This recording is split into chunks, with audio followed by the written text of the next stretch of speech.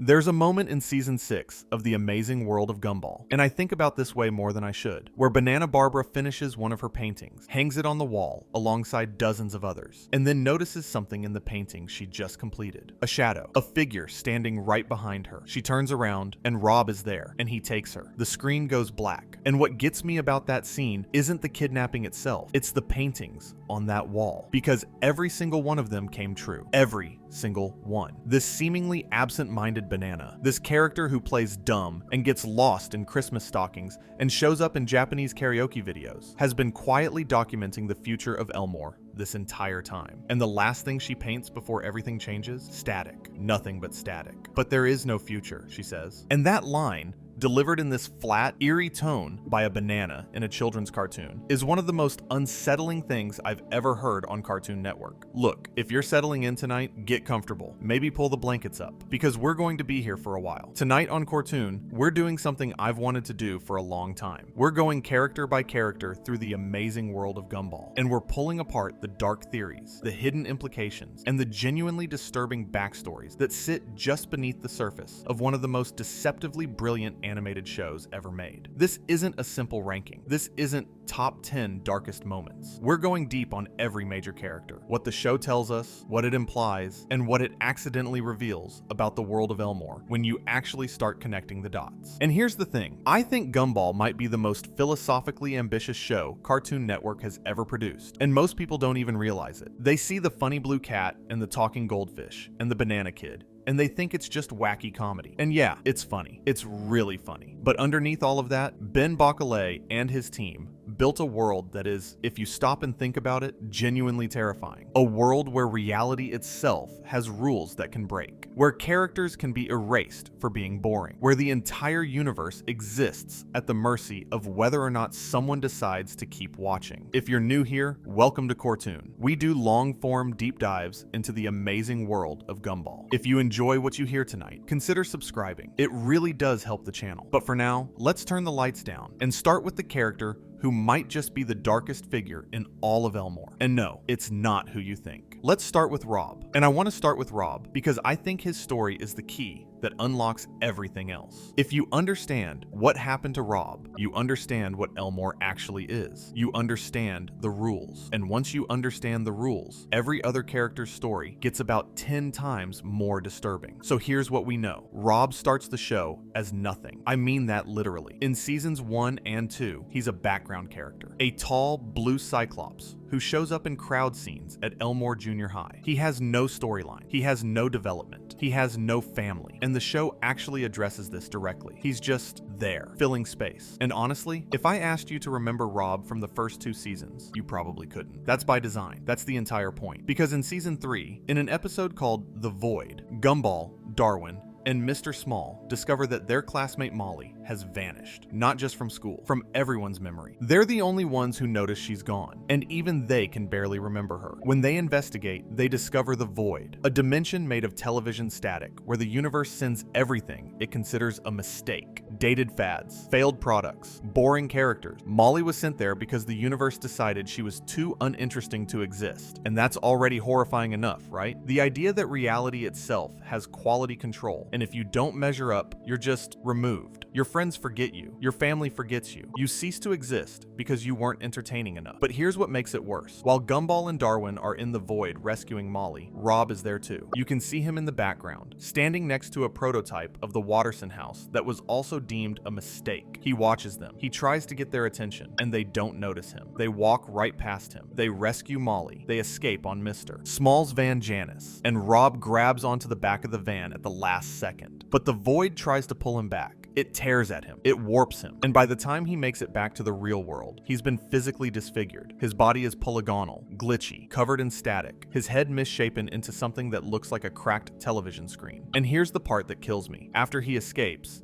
He hides in the Wattersons' basement for months with amnesia. He doesn't remember who he is. He doesn't remember what happened. He just knows he doesn't belong anywhere. When Gumball and Darwin finally discover him in The Nobody, he tells them, "I'm a nobody. I have no place in this world." And that's not self-pity. That's a factual statement. He literally was declared unworthy of existing by reality itself. Now think about that for a second. Think about what that means. In Elmore, your right to exist is conditional. It depends on whether you're interesting enough, useful enough, entertaining enough to justify your presence in the world. And if you're not, you get thrown into a dimension of static, and everyone forgets you were ever alive. That's not a dark fan theory. That's canon. The show explicitly tells us this is how Elmore works, and it plays it for comedy, which somehow makes it darker. So Gumball and Darwin, in their well-meaning but catastrophically thoughtless way, suggest that Rob reinvent himself. They point out that every positive role in Elmore is already taken. The hero, the sidekick, the love interest, the class clown, all spoken for. The only role left, the villain. And Rob,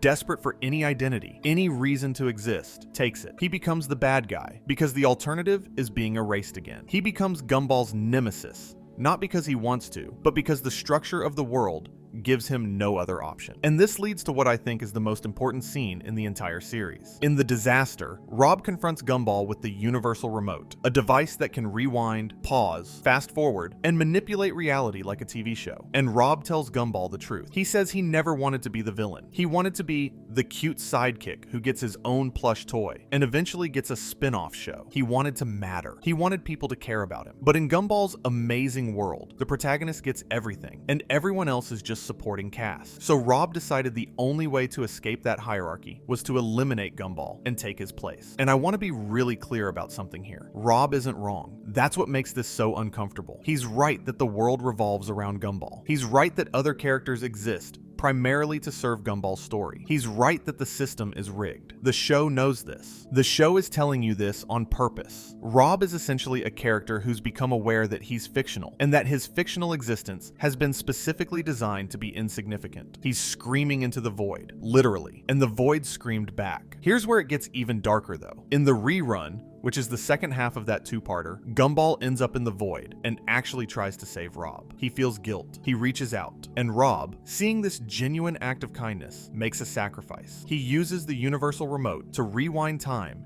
and undo all the damage he caused. But rewinding time also erases Gumball's memory of their reconciliation. It puts them back to being enemies. Rob gives up the one chance he had at friendship, the one person who ever tried to help him, in order to fix the destruction he caused. And nobody remembers. Nobody knows what he gave up. Now, if you've been watching the show closely, you know that Rob's arc takes an even more heartbreaking turn in the later episodes. By season 6, particularly in the future and the Inquisition, Rob has figured out something that no other character has. He's figured out what the void actually is. It's not just a garbage dimension for mistakes. It's the end. It's cancellation. If the show gets canceled, the void consumes everything. Elmore ceases to exist. Every character, every building, every memory, gone. And Rob knows this is coming. So what does he do? In the Inquisition, the series finale of the original run, Rob tries to save everyone by turning them into real people. Live-action humans who could presumably survive in the real world when Elmore is destroyed. He poses as an inspector, he infiltrates the school, and he tries to forcibly transform every character into a human being so they can escape to the other place. And nobody listens to him. Nobody believes him. Because he's the villain. Because that's his role. The boy who cried wolf, except the wolf is the literal end of reality, and he's the only one who can see it coming. The episode ends with Rob falling into the void as it begins destroying Elmore. He's the first one to go. The character who spent the entire series trying to warn everyone, trying to save them, falls into oblivion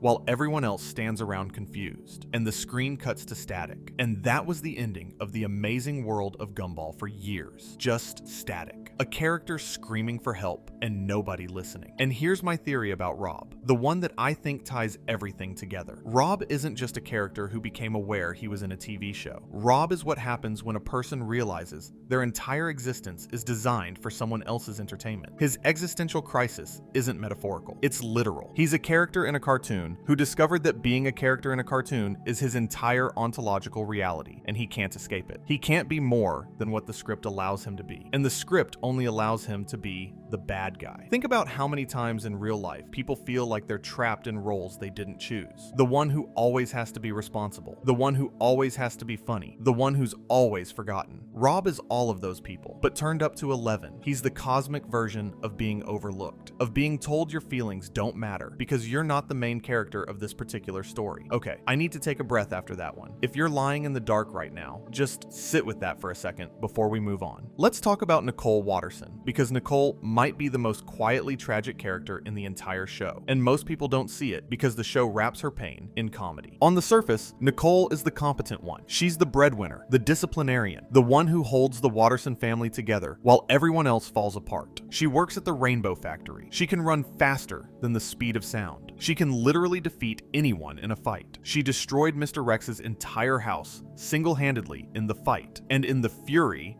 she's trading energy blasts and performing martial arts that would make an anime protagonist jealous. She's the family's backbone, and everyone in Elmore knows it. But here's the thing nobody talks about. Nicole is a woman who has been carrying the weight of an entire household, an entire family, essentially an entire life, completely alone since she was a teenager. And the show gives us just enough of her backstory to make it absolutely devastating if you're paying attention. In The Choices, which by the way is one of the best episodes of any animated show ever made, I'll die on that hill, we see Nicole's life from early adolescence forward, and we learn that her father, Daniel Cinecourt, has a violent temper. Her mother, Mary, is a perfectionist who demanded absolute excellence from Nicole at all times. They pushed her relentlessly. They controlled her. And when Nicole finally couldn't take it anymore, when she met Richard and chose love over her parents' expectations, they didn't come to her wedding. Her own parents didn't show up to her wedding. Let that sink in. Nicole grew up in a household defined by emotional abuse, a rageful father and a mother who could never be satisfied. And when she tried to build her own life, they abandoned her. The parents confirms this even more explicitly. When Gumball and Darwin arrange a reunion, it goes badly. The old arguments resurface. The old wounds reopen. Nicole admits she was better off separated from them, and her parents, in what might be one of the show's most bittersweet admissions, say they missed her. But missing someone and actually changing are two very different things, and the show knows that. And here's where the dark theory comes in. Nicole's entire personality, her rage, her perfectionism, her inability to relax, her almost superhuman competitiveness is the direct product of a traumatic childhood. The show hints at this pretty clearly. In The Choices, we see that her father had a temper and her mother was a perfectionist, and Nicole inherited both. She's essentially a walking trauma response. Her combat skills, they come from karate, which she trained in obsessively as a child, probably the one area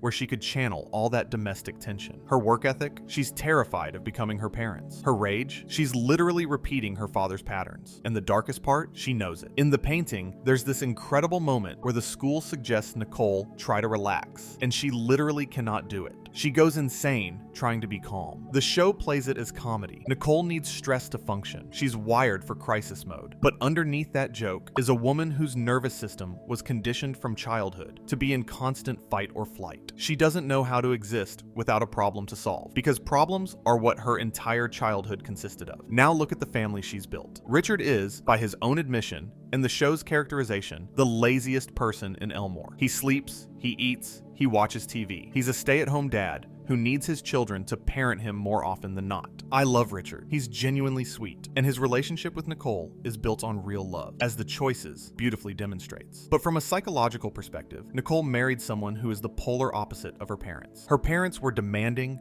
controlling, and aggressive. Richard is gentle, passive, and completely without ambition. Nicole didn't just choose a partner. She chose the antidote to her childhood. She found the one person in the world who would never push her, never demand perfection, never rage at her the way her father did. But the cost of that choice is that she carries everything. Every bill, every crisis, every responsibility. And the show repeatedly shows us the toll this takes. Her anger isn't just funny, it's the pressure cooker of a woman who was never allowed to be anything less than perfect, who now holds together a family that would literally cause the apocalypse if left to their own devices. I'm not exaggerating, the pizza proves this, and who processes all of that stress through explosive rage, because that's the only emotional release she was ever taught. And here's one more detail that I think people overlook. Nicole's combat abilities are absurd. I mean truly ridiculous. She can generate energy beams, create earthquakes with her fists, outrun sound. The show treats this as comedic power scaling, and it is funny. But think about what it represents within the logic of Elmore. In a world where your power, your significance, and your right to exist all depend on your role in the narrative, Nicole's superhuman abilities are the physical manifestation of how much she has to carry. She's not just strong because it's funny. She's strong because she has to be. Because if she stops being the strongest person in the room, her whole family falls apart. There's a theory I've seen floating around the fan community that Nicole is actually aware, on some level, that Elmore isn't quite real. That her paranoia, her inability to relax, her constant preparedness for disaster, it all stems from an unconscious understanding that the world she lives in doesn't follow normal rules. I don't know if I fully buy that, but I think there's something to the idea that Nicole has always sensed how fragile Elmore is. In The Choices, when the show presents alternate timelines where Nicole made different decisions, one of them has her as a literal dictator. And honestly, I believe it. Given what she's been through, given the tools she has, absolute power is the logical endpoint of someone whose entire life has been about survival through control. Okay, speaking of control, let's talk about Gumball himself, because the dark theories surrounding Gumball Watterson are some of the wildest in the entire fandom, and a few of them are actually supported by the show. The most prominent theory is this: Gumball subconsciously knows he's in a TV show. And before you roll your eyes, let me walk you through it, because a fan on the Gumball wiki actually wrote an incredibly well-researched piece connecting Gumball's behavior to a real academic paper by economist Robin Hanson called How to Live in a Simulation. Hanson's paper suggests that if a person somehow realized they were living in a simulation, they would exhibit certain behaviors. They'd be more self-serving. They'd take reckless risks because the simulation could end at any moment. And this is the key part, they would try to be as interesting as possible, because the more interesting you are, the less likely the simulation is to be turned off. They'd essentially perform for an audience they can't see, and that is Gumball to a T. Think about it. Gumball is impulsive, reckless, constantly putting himself and others in insane situations. He gravitates toward chaos. He's selfish in ways that often seem almost strategic, not malicious, just self-preserving. And there's an entire episode, The Others, that's literally about Gumball discovering that not everything in Elmore revolves around him. He follows a character named Claire Cooper and realizes she has her own life, her own problems, her own story. And his reaction? He's confused, disturbed even, because in his world, and I mean this literally, he is the center of the narrative. Everything does revolve around him. The show even has Gumball explicitly resist the idea that he might not be real. When Rob tells him the truth in The Disaster, can't you see that none of this is real? Gumball's response is essentially denial. He doesn't engage with the philosophical implications. He fights back. He refuses to accept it. And that refusal, that desperate clinging to the belief that his world is real and meaningful, is either incredibly brave or deeply, deeply sad, depending on how you look at it. Here's my personal take on this theory, and I know some people will disagree. I don't think Gumball is consciously aware he's in a TV show, but I think he's aware that something is wrong with his world. He notices the inconsistencies, the way things reset, the way injuries don't stick, the way people he's never met seem to already know who he is. He just can't articulate it. It's like having a word on the tip of your tongue. He knows, but he doesn't know he knows. And that might be worse, because it means he's constantly fighting against an understanding that would shatter everything he believes about himself. And then there's the Zack thing. Oh man, the Zack thing. In the name, we learn that Gumball's real name isn't Gumball, it's Zack. Zack Watterson. Gumball was just a nickname that stuck. But when Gumball's legal name comes to light, an alternate personality, Zack, begins to emerge and slowly take over. Zack is everything Gumball isn't. Cool, confident, aggressive, selfish, without the underlying sweetness. The family has to literally go to court to change his name back to Gumball to save him. The dark reading of this episode is that Gumball, the kind, bumbling, lovable protagonist we've watched for seasons, isn't the original personality. He's the override. The real kid, Zack, was suppressed and replaced by a personality more suited to the cartoon he inhabits. Gumball is, in a sense, a character who was written over his own identity. He's a persona that replaced a person. And that's so deeply meta. It makes my head spin, because that's exactly what happens in animation. Characters get redesigned, rewritten, reconceived. The original concept for the amazing world of Gumball had Gumball as a black cat, not a blue one. The original pitch was about rejected cartoon characters at a remedial school. The Gumball we know is already a revision of a revision. So when the show tells us that Gumball's real name was something else, and that the real Gumball is actually a constructed identity, I mean, come on, that's not a coincidence. That's the show telling us something about the nature of fictional existence itself. Let me shift gears now and talk about someone who gets criminally overlooked in these discussions. Darwin Watterson. Sweet, loyal, optimistic Darwin. The moral compass of the show. The best friend. The heart. And also, if you think about it for more than 30 seconds, one of the most existentially disturbing characters in all of children's television. Here's what we know about Darwin's origin. He was the family goldfish. A normal, regular, non-sentient goldfish swimming in a bowl. Actually one of several replacement fish, because the earlier ones kept dying. One day, and the show covers this in the Origins two-parter from season 4. Darwin was accidentally flushed down the toilet when Nicole and Richard were startled by him suddenly speaking. Darwin was swept through the sewers and eventually made his way back to the Watterson house. In the process, he grew legs. He grew the ability to breathe air. He developed the capacity for speech, for emotion, for love. He evolved in a single journey through a hostile world, from a fish into a person. The show's explanation, the power of love. Gumball loved Darwin so much, refused so completely to give up on him, that Darwin evolved to match that love. It's sweet. It's heartwarming. It made me cry the first time I watched it. And it's also, when you think about it, absolutely horrifying. Because what happened to Darwin isn't natural, even by Elmore's elastic standards of reality. Darwin didn't evolve in any biological sense. He was transformed. Something, the universe, the narrative, whatever force governs Elmore, looked at a fish that a family loved and said, this needs to be a character, and it made him one. It gave him legs, lungs, speech, consciousness, and feeling. It upgraded him from a pet to a person, because the story needed him to be a person. And that raises the question nobody asks. Is Darwin real? I mean, is his personality, his kindness, his loyalty, his moral sensitivity genuinely his? Or is it the personality the universe assigned him when it turned him into a supporting character? He was a fish. Fish don't have moral frameworks. Fish don't love their siblings. Fish don't have existential crises. Everything Darwin is was given to him. And if everything you are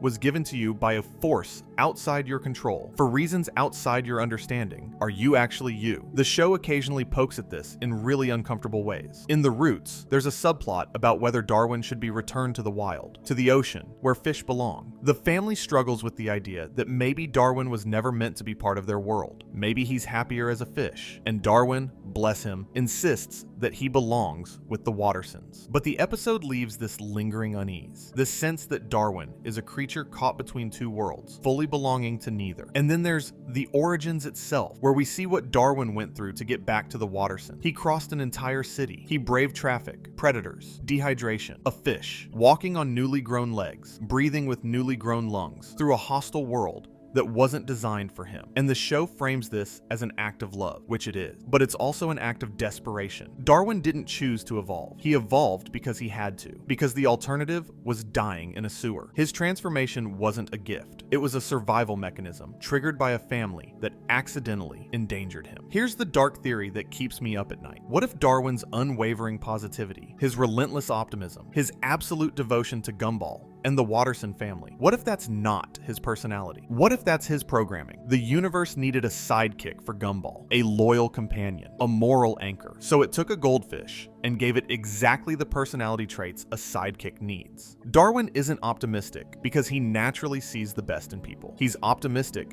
because that's what his character requires. And there are moments in the show where this mask slips. In The Puppets, the crossover episode with Don't Hug Me, I'm Scared, which, let's take a moment to appreciate how wild it is that Gumball crossed over with Don't Hug Me, I'm Scared. Darwin is the one who gets controlled. He gets taken over. And the puppet that controls him tells him he's not really alive. He's just a character in a show. And Darwin's reaction is terror. Pure, primal terror. Because on some level, he knows. Let me talk about Richard Watterson for a minute, because I think Richard is hiding in plain sight as one of the most dangerous entities in Elmore. And the show keeps telling us this, and we keep laughing at it. Richard is characterized as lazy. That's That's his thing. He sleeps, he eats. He's a lovable oaf who means well, but causes destruction through his incompetence. He's Homer Simpson. He's Peter Griffin. He's the bumbling sitcom dad. Except in Elmore, Richard's laziness isn't just a character trait. It's a fundamental law of physics. In The Job, Richard gets hired as a pizza delivery man, and the moment he starts working, actually working,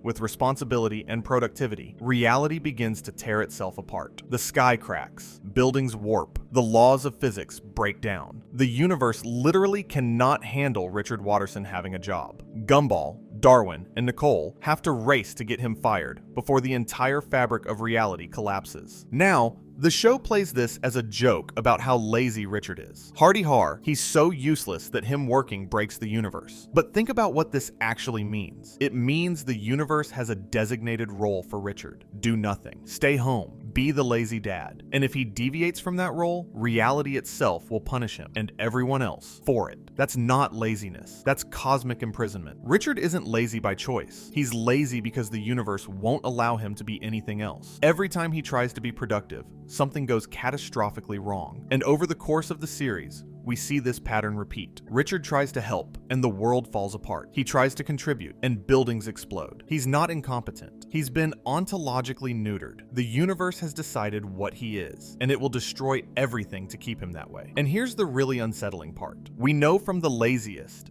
that Richard stole the title of laziest person in Elmore from Larry Needlemeyer in the summer of 1983. Larry used to be Lazy Larry. And after losing that title to Richard, Larry went the opposite direction. He became the hardest working person in town, holding down dozens of jobs simultaneously. Richard's laziness didn't just affect him, it reshaped another person's entire life. And here's something that nobody talks about with Richard. His backstory is almost as tragic as Nicole's, just in a completely different way. We know from The Choices and other episodes that Richard's mother, Granny JoJo, was smotheringly overprotective. She wouldn't let him do anything. She shot down his dreams. She kept him in a state of perpetual childhood. And his father, Frankie Watterson, was a con artist who abandoned the family. So Richard grew up with a mother who wouldn't let him become an adult, and a father who showed him that adults can't be trusted. No wonder he's the way he is. Richard's laziness isn't just a cosmic mandate. It's a coping mechanism. He never learned how to be a functional adult because the adults in his life either prevented him from growing or abandoned him entirely. His childlike nature, the sleeping,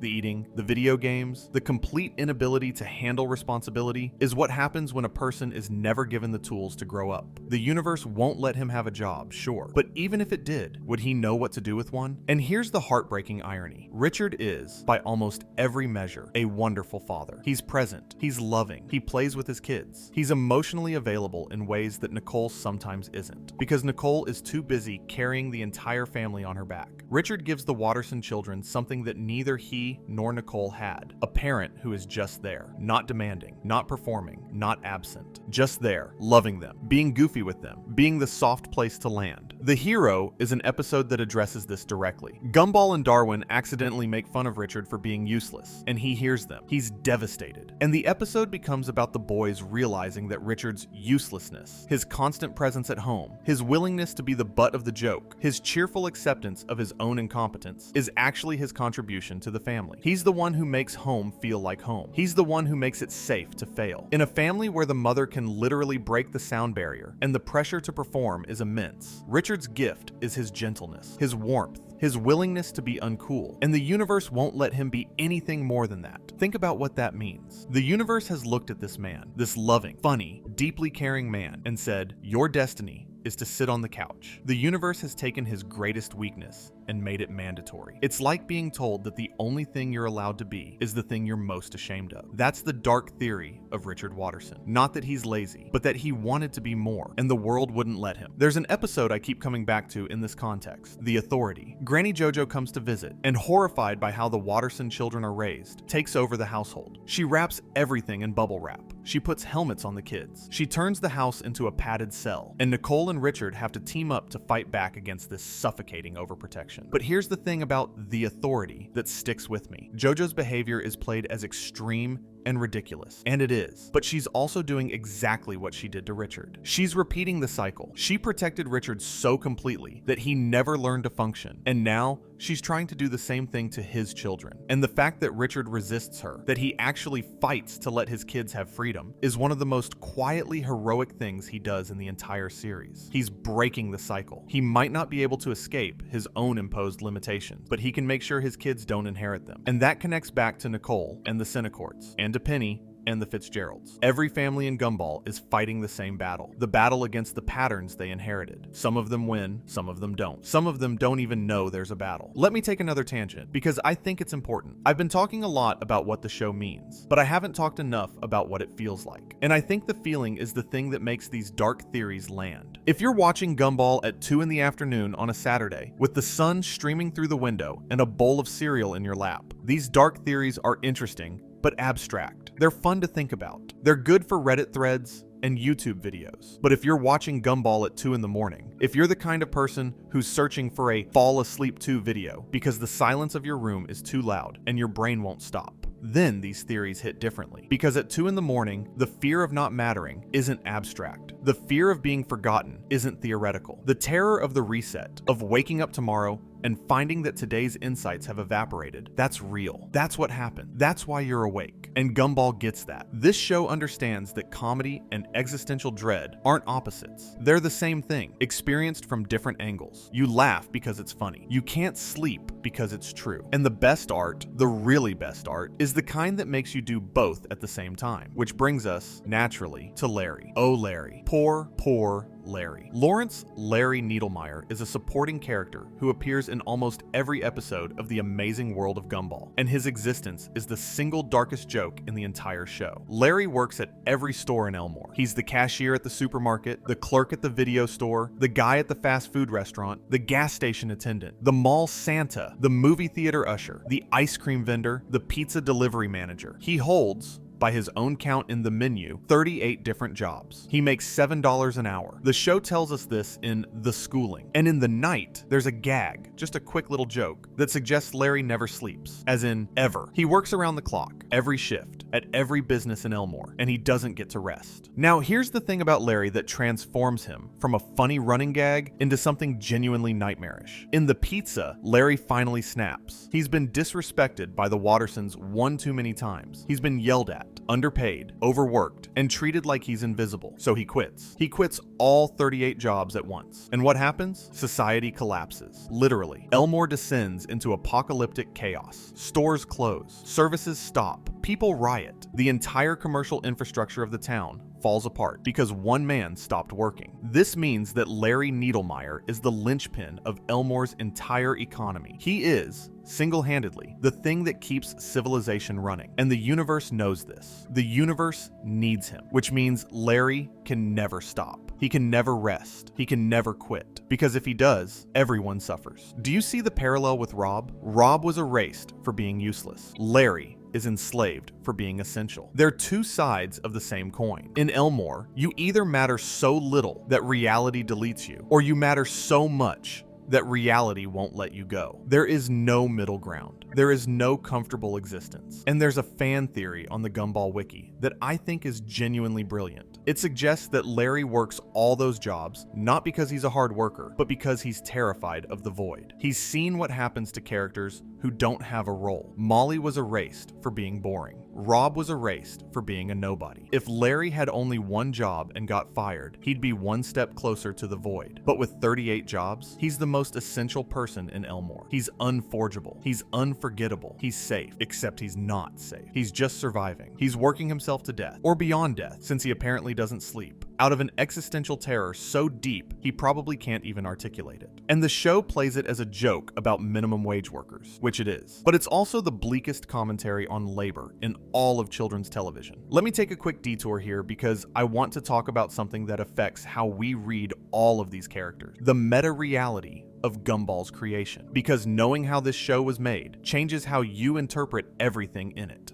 Ben Bocquelet, the creator of The Amazing World of Gumball, worked in commercial animation before creating the show. At Studio AKA in London, he created characters for advertising pitches, and he lost a lot. He never won a single pitch. All those characters, all those designs he put his heart into were rejected, tossed aside, forgotten. And then, Cartoon Network Development Studio Europe told their employees to pitch their own shows, and Bocquelet had an idea. He'd take all those rejected characters, the ones that nobody wanted, and put them all in one show. His original pitch was literally a show about rejected cartoon characters attending a remedial school. A show about rejects, about the unwanted and the forgotten. The producers said the concept was too sad, so he revised it into a family sitcom. But the DNA is still there. Every character in Elmore is, on a meta level, a reject. They were designed for other things, other shows, other stories, and they ended up here because nobody else wanted them. Bocquelet even named the main characters after his own family. Nicole after his mother, Richard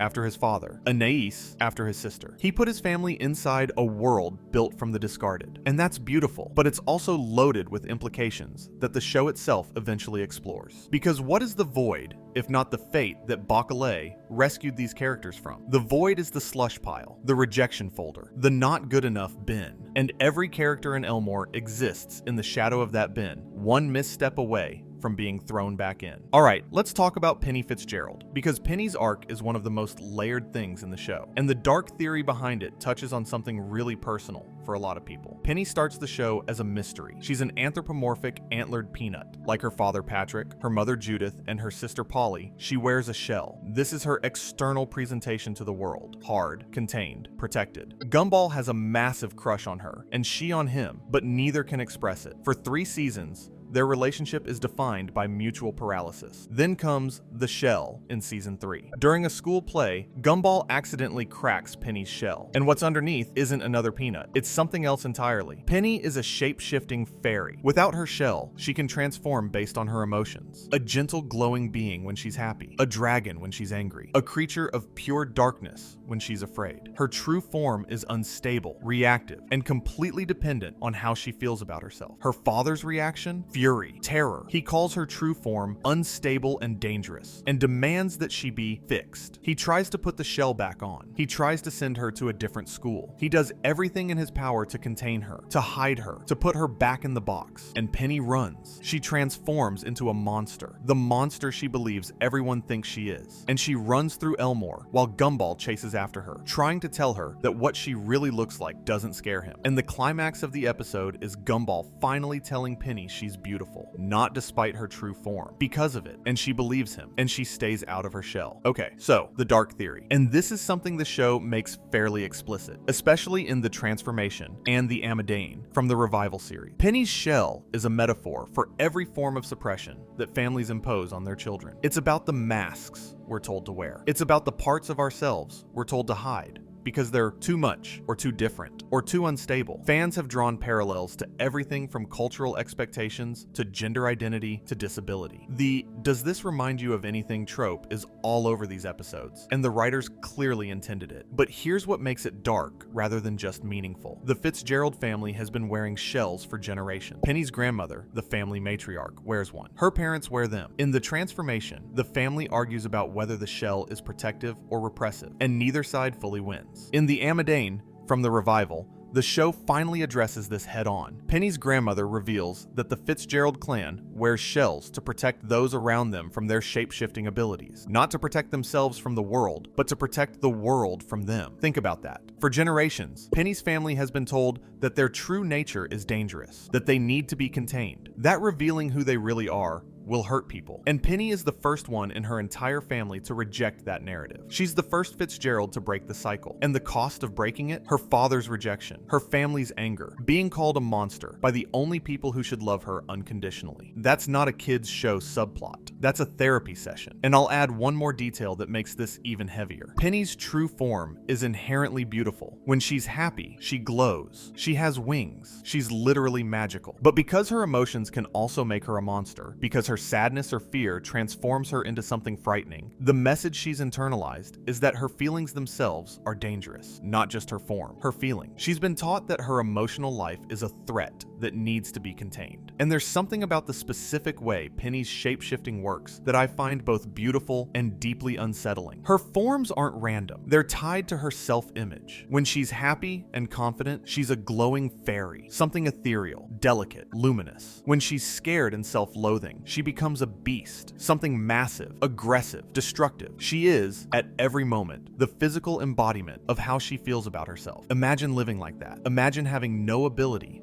to hide your emotions, to fake a smile, to pretend you're okay when you're not. Penny can't do that. Every feeling she has is immediately visible. If she feels ugly, she looks ugly. If she feels terrified, she looks terrifying. Her body is a mirror of her psyche, and she can't cover that mirror with a shell anymore. She chose to be visible, and visibility means vulnerability. It means everyone can see exactly how she feels about herself at any given moment. I think this is why her father was so afraid. Not because Penny's true form is dangerous, though it can be, but because Penny's true form is honest. And honesty, in a family that has been hiding for generations, is the most dangerous thing of all. There's a beautiful scene in The Shell, the episode where Penny breaks out, where Gumball is chasing her through Elmore as she transforms from one creature to another. She's terrified. She's convinced she's a monster, and every form she takes reflects that belief. The city's pest control is called. People run from her. It's exactly what she feared. The world confirming that she was right to hide. And then Gumball catches up to her, and he doesn't run. He doesn't flinch. He looks at her, at whatever monstrous form her self-hatred has forced her into, and he tells her he likes her, not in spite of what she looks like, not regardless of what she looks like. He likes her, period. Full stop. No conditions. And she transforms. She becomes the fairy, the beautiful, glowing, impossible thing she always was underneath, because someone finally saw her, and what they saw wasn't a monster. It was just her. I'm not going to lie. That scene gets me every time. In the context of everything we've been talking about tonight, the void, the erasure, the cosmic indifference of Elmore, this moment of genuine human connection, this one boy telling one girl that she doesn't need to hide, feels almost revolutionary. It's a small act of defiance against a universe that rewards conformity and punishes authenticity. Penny took off her shell, and the world tried to destroy her for it. And Gumball said, "No, you're beautiful. Stay." In a show about the terror of being seen, that's the one moment where being seen is salvation. I want to take a brief detour to talk about a character who ties into this theme of visibility in a really interesting way. Idaho. Idaho is a potato. He's a sentient potato with a face, and he comes from a family of sentient potatoes who live on a farm. And in the potato, we see Idaho's world, a farm where all the potatoes are alive and aware, and where the constant threat of being harvested, cooked, and eaten hangs over every moment. Idaho's existence is played mostly for mild comedy and sweetness. He's a gentle, wholesome kid from a farming family. But if you think about it for even a second, his situation is nightmarish. He's a food item. He's made of the same material that people eat. Every day, he exists in a world where things like him are consumed. He sits in a cafeteria where his classmates eat potatoes. He's one bad decision away from being lunch. And the show barely addresses this. It's just the reality Idaho lives with, the casual horror of existing as something edible in a world that eats. It's another one of those Gumball moments where the comedy and the horror are so intertwined that you can't separate them. You laugh because it's funny. You shudder because it's true. And then you move on, because what else can you do? I want to pivot now to a character who doesn't get nearly enough attention in dark theory discussions. Carrie Kruger. Carrie is a ghost. She's been dead for, well, the show never gives us a specific number, but she's been a ghost for a long time. She floats around Elmore Junior High. She's friends with Gumball and Darwin, and she eventually becomes Darwin's girlfriend. She's deadpan, sarcastic, and into horror and the macabre. On the surface, she's the goth friend, the spooky one, but Carrie is a dead child. A dead child who goes to school with living children. A dead child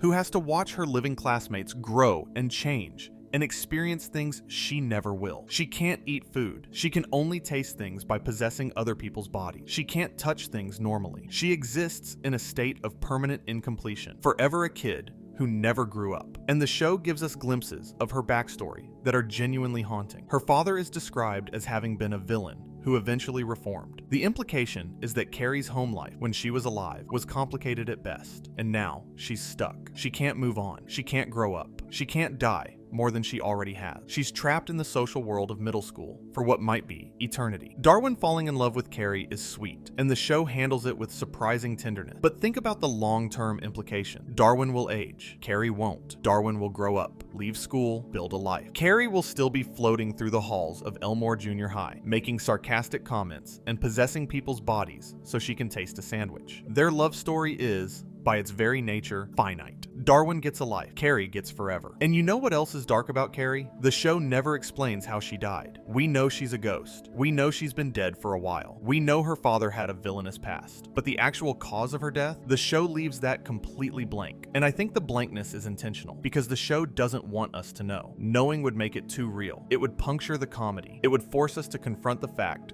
that somewhere, at some point in the past, a child died. And instead of moving on, instead of finding peace, that child was trapped in a perpetual middle school existence, watching the living go about their lives while she floats through walls and possesses people just to taste food. There's a small moment in the show, I can't remember the exact episode, and it drives me crazy, where Carrie mentions something about before. Just a throwaway line. Before what? Before she died? Before she came to Elmore? Before she forgot what it felt like to be alive? The show doesn't elaborate. It just drops this tiny, devastating breadcrumb and moves on to the next joke. And Darwin, sweet Darwin, loves her anyway. He loves a girl who cannot age, cannot eat, cannot touch without effort, cannot exist in the same physical plane as him. Their relationship is one of the most tender things in the show, and it's also one of the most impossible. In The Matchmaker, Carrie and Darwin's feelings for each other become official, and it's genuinely lovely. But every time I watch those scenes, I think about the clock, about how Darwin's clock is ticking, and Carrie's stopped a long time ago, about how love doesn't conquer all. Sometimes it just makes the things you can't conquer hurt more. I've been thinking about something else too, about how the show handles death in general, because Gumball has a really weird relationship with mortality. Characters get destroyed all the time. Anton gets eaten. Banana Joe gets peeled. Characters fall off cliffs,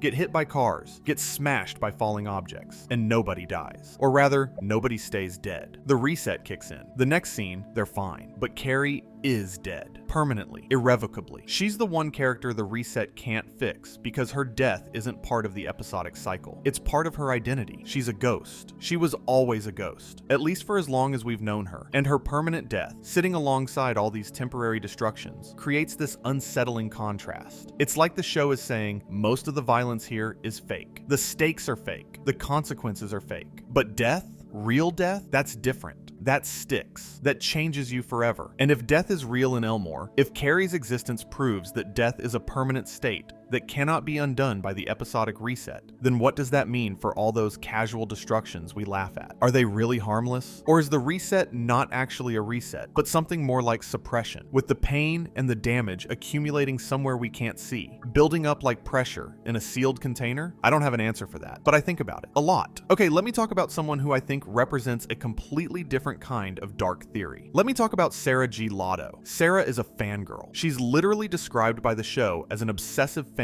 of Gumball and Darwin. She writes fan fiction about them. She follows them around. She documents their adventures. She's the in-universe audience, the character who exists to remind us that what's happening in Elmore is a show, a narrative being consumed by someone. And the dark reading of Sarah is this. She's us. She's the viewer. She's the person watching Gumball's life for entertainment, inserting herself into his world, writing her own versions of his stories, caring about his relationships more than he does. She's the fandom incarnate, and the show has complicated feelings about that. In The Fan, Sarah's obsession is played as creepy and intrusive. She's too close. She's too invested. She doesn't respect the character's boundaries. But in The Test, she's the voice of reason, the one who understands narrative structure better than anyone because she's been studying it from the outside. She knows what a sitcom needs. She knows what roles characters play. She's the most meta-aware character after Rob. But while Rob's awareness brings him existential terror, Sarah's awareness brings her joy. She loves being in a story. She loves watching the narrative unfold. She's the optimistic version of fourth wall awareness. But here's where it gets uncomfortable. If Sarah represents the audience, and the audience's attention is what keeps Elmore alive, then Sarah is one of the most powerful characters in the show. Her watching sustains the world. Her engagement prevents the void from closing in. She's not just a fan, she's a lifeline. And the show's ambivalence toward her, the way it oscillates between mocking her obsession and needing her passion, mirrors the complicated relationship every creative work has with its fanbase. You need them to survive. You can't control them. And sometimes their love is indistinguishable from possession. Now, let's talk about Anais, little Anais, the genius 4-year-old who's a grade above her brothers and probably smarter than every adult in Elmore. Anais,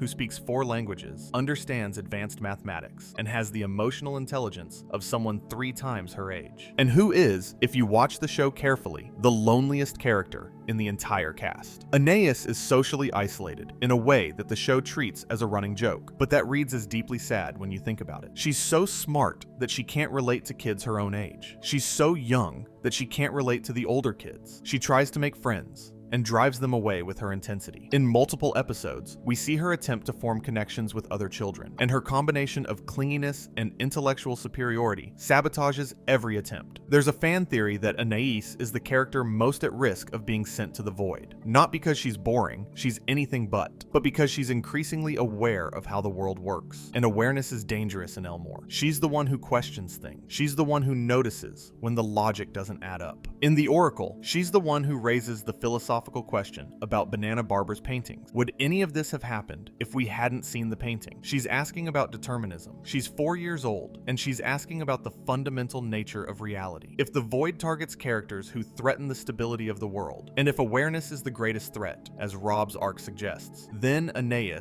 is sitting on a ticking time bomb. She's smart enough to figure out the truth, and young enough that nobody takes her seriously when she does. And there's another dimension to Anais that I want to explore, because I don't think people appreciate how layered her character is. Anais is 4 years old. She's in a class with kids much older than her. She skipped ahead because of her intelligence. And while the show plays this as a point of pride, think about what it actually means for her social development. She's surrounded by kids who are 8, 9, 10 years older than her. She can match them intellectually, but not emotionally or socially. She doesn't understand their humor. She doesn't share their interests. She can solve a differential equation, but she can't navigate a friendship without smothering the other person. In The Friend, she tries desperately to make a friend and ends up with an imaginary one. A terrifying, violence-prone imaginary friend, but still, an imaginary friend. Because the real ones don't work out. Her loneliness is played for comedy, but it's the loneliness of a gifted child in a world that doesn't know what to do with her. And the really subtle dark theory about Anais is this: she's the character who would be the most devastated by the truth. Not Rob, who has already broken down and rebuilt himself around the knowledge. Not Gumball, who would probably just deny it. Anais. Because Anais is a thinker. She's a reasoner. She builds models of the world in her head. And if those models turned out to be wrong, if the world she's been trying so hard to understand turned out to be fiction, the collapse wouldn't be explosive. It would be quiet. It would be total. She'd go dark. She'd shut down. Because for Anais,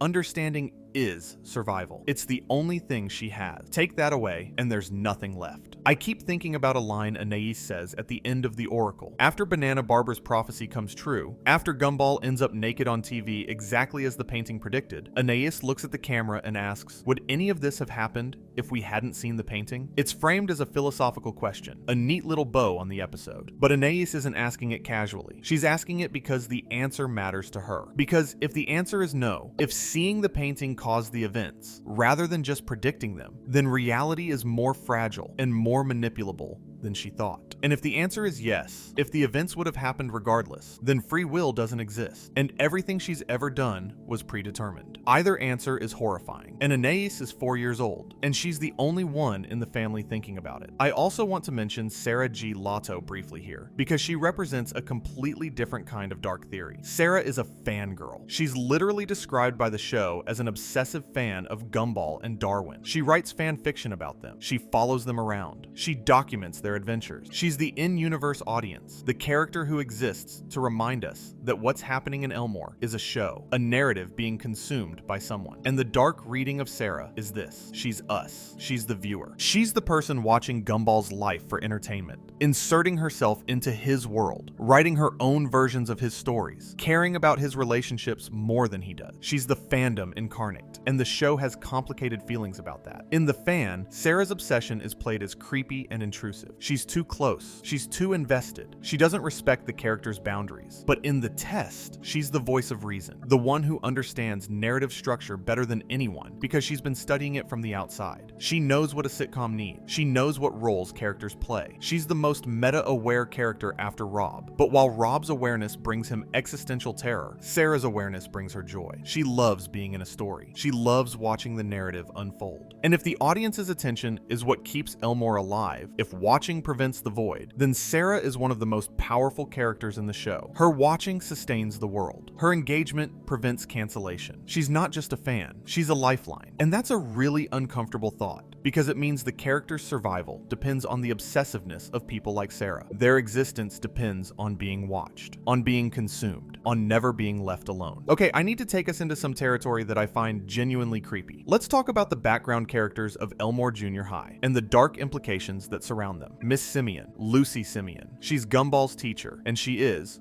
by the show's own admission, ancient. And I don't mean old. I mean she has literally been alive since the dawn of civilization. The ape and other episodes suggest she's been a teacher for millions of years. She's a 2-million-year-old ape who teaches middle school and hates every student who's ever walked through her door, especially Gumball, especially the Wattersons. Let me sit with that for a second. 2 million years. Think about what that means. She's been doing the same job, in the same kind of building, teaching the same kind of student for longer than Homo sapiens has existed. She predates agriculture. She predates writing. She predates civilization itself. And she's still grading papers and losing arguments with 12-year-olds. And here's the dark reading of Miss Simeon that I can't shake. She's not just old. She's a character who has been trapped in the same role for longer than any other character in Elmore. She's been a teacher since the literal beginning of time. She has never been anything else. She can never be anything else. In a world where your role defines your reality, Miss Simeon is the ultimate cautionary tale. She's been doing this for so long that she's forgotten why she started. She hates teaching. She hates children. She hates everything about her existence. But she can't stop. She can't retire. She can't change. She's been cast as the mean teacher, and she will play that part until the universe collapses. There's a theory I've seen online that Miss Simeon was the first character in Elmore, that she was here before everyone else, that the town was built around her, and every other character was added later to populate her world. I don't know if there's textual evidence for this, but it feels right. She has the gravity of something ancient, something foundational. She's the bedrock of Elmore Junior High, not because she's good at her job, she's terrible at her job, but because she's always been there. She is the school. Remove her, and the whole institution loses its structural integrity. And that makes her hatred of Gumball even more interesting, because Gumball is the newcomer. He's the protagonist. He's the reason the show exists. And Miss Simeon resents him for it, because she was here first. She was teaching long before Gumball was a gleam in Bakalay's eye. And she'll be teaching long after his story is over. But nobody watches the show for Miss Simeon. Nobody tunes in to see the 2-million-year-old ape grade papers. She's supporting cast in a world she predates by millennia. And that's not just unfair. That's cosmically insulting. Which, by the way, makes her role in The Joy even more poignant. The Joy. Man, this episode is something else. Season 3, Episode 4. The one that goes full zombie apocalypse. And I need to talk about it in detail because I think it's the single most important horror episode in the show's history. It starts innocently enough. It's a Monday morning. Gumball and Darwin are grumpy. Richard gives them what he calls a wonder hug, and a rainbow mushroom explosion detonates in the Watterson house. When Gumball and Darwin arrive at school, they're smiling. Not just smiling, grinning, ear to ear, unblinkingly, permanently. And Miss Simeon, watching on the security cameras, immediately knows something is wrong. What follows is an 11-minute homage to survival horror that would be impressive in an adult show and is absolutely astonishing in a children's cartoon. The episode references Resident Evil, 28 Days Later, Quarantine, Diary of the Dead, Cloverfield, Left 4 Dead, and it does so with genuine commitment. The security camera timestamps, the found footage aesthetic, the gradually mounting dread as more and more characters fall to the Joy virus. Let me describe what the infection looks like because it matters. The Joy virus starts with excessive happiness, uncontrollable smiling, euphoria, and inability to stop laughing. Then comes stage 2, coughing up rainbow-colored fluid. Then stage 3, the victim passes out completely. When they wake up, they're no longer themselves. They're huggers, zombie-like creatures with dilated pupils, perpetual grins, arms outstretched, drooling rainbow liquid, shuffling through the hallways looking for unhappy people to hug. They're driven by a single compulsion: spread the joy. Now, here's what makes this genuinely terrifying rather than just funny. The Joy virus doesn't just make people happy. It removes their agency. It replaces their personality with a compulsion. The infected retain some motor function, and even fragments of memory. Gumball pushes past an infected Banana Joe to hug Penny instead, because even as a hugger, he still has feelings for her, but their identity is gone. Their bodies with a single directive, and the show films their approach with genuine horror movie technique. Shadows around corners, sudden appearances in doorways, the sound of shuffling feet and hysterical laughter echoing through empty halls. Miss Simeon discovers that the cure is depressing music, specifically Beethoven's Moonlight Sonata, because the virus feeds on happiness and can be neutralized by sadness. She cures Principal Brown with it. She forms a plan to broadcast it through the school speakers. And then comes the sequence I think about constantly. Miss Simeon has to navigate the infected school to reach Principal Brown's office, where the cassette player is. She pretends to be infected, walking with outstretched arms, forcing a smile, mimicking the rainbow drool. She's walking through a corridor of happiness zombies, trying not to break character, trying not to let them see that she's still herself. And it's working. She's making it. She's almost there. And then she sees Banana Joe. His banana peel is unzipped, a dress code violation. And Miss Simeon, who has been a teacher for 2 million years, who has disciplined students since before the invention of clothing, cannot stop herself. She reaches out and zips up his peel. She enforces the dress code. In the middle of a zombie apocalypse, in a moment where her survival literally depends on staying invisible, she corrects a student's uniform. And they see her, and they chase her, and she barely makes it to the office. And by the time she gets the cassette player rewinding, it's too late. Gumball and Darwin are already inside. They've been there the whole time, waiting. The final shot is Miss Simeon recording herself on Principal Brown's camcorder as she succumbs. Rainbow liquid pours from her mouth. Her eyes go wide. This story has come to a happy ending, she laughs. And the episode cuts to a pre-recorded clip of Principal Brown fooling around with a broom, and then it's over. The reason this episode is so crucial to the dark theory framework isn't just because it's scary. It's because of what it says about the show's relationship with happiness itself. The joy virus is literally weaponized happiness. It takes the thing that every character should want, joy, love, connection, and turns it into a contagion, a disease, something that strips away your identity and replaces it with a compulsive need to make others feel what you feel. Happiness in the joy isn't good. It's a virus, and the cure is sadness. Think about what that says about Elmore. A world where happiness is literally dangerous, where being too happy gets you infected, gets you turned into a zombie, gets you consumed, where the only defense against joy is grief, where Beethoven's saddest composition is the antidote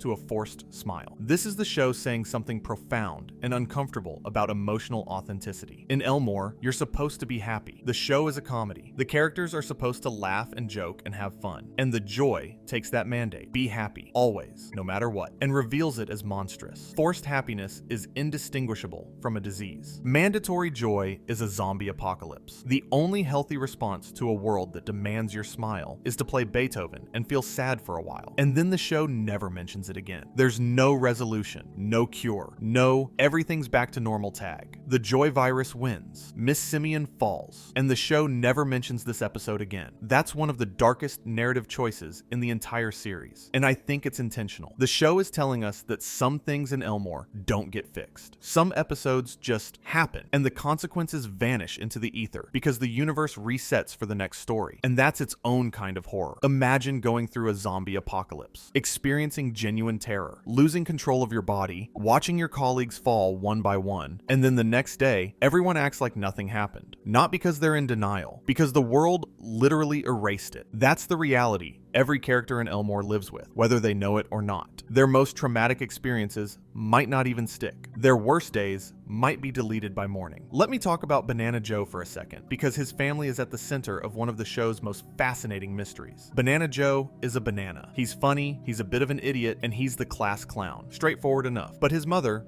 Banana Barbara, as I mentioned at the top of this essay, can paint the future, and not just predict it. She can alter reality through her painting. In the future, Rob kidnaps her specifically because of this ability. He wants her to paint what's coming, so he can prepare for the void's destruction of Elmore. And every time Barbara tries to paint the future, all she gets is static. The implications here are enormous. If Barbara's paintings always come true, and the future is nothing but static, then the future of Elmore is nothing. Oblivion. The void. The end. And Barbara knows this. She's known this for potentially a very long time. She's been painting the doom of her world in her garage, while her husband takes bath, and her son tells bad jokes at school. She's a Cassandra figure, someone who can see the truth, but can't communicate it in a way anyone will understand. And here's the detail that elevates this from sad to heartbreaking. In the future, we learn that Barbara used to be normal. She was competent, smart, fully functional, but she worked at Chanax Inc., and the stress of being overworked by her boss caused a burnout. After that, she became the eccentric, seemingly confused person we know. She wears a bow on her head to keep herself from literally peeling apart. Her prophetic abilities emerged after her breakdown. So Barbara's gift, her ability to see and alter the future, is a direct consequence of trauma. Her mind broke, and in breaking, it opened up to something larger. She can see the truth about Elmore, about the void, about the end of everything. But the price of that vision was her sanity. And nobody takes her seriously because she seems crazy. She's the oracle who paid for her prophecy with her mind, and the only person who ever tried to weaponize her power was the villain. Let me loop back to something I mentioned earlier, because I think it's the single most disturbing concept in the entire Gumball universe: the Void's criteria for deletion. The Void sends things away that it considers mistakes. Molly was erased for being boring. Rob was erased for being insignificant. 80s hairspray was erased for being toxic. A keytar was erased for being a fad. And the Void doesn't just erase these things, it makes everyone forget they ever existed. It rewrites reality so that the mistake was never part of the world. Now,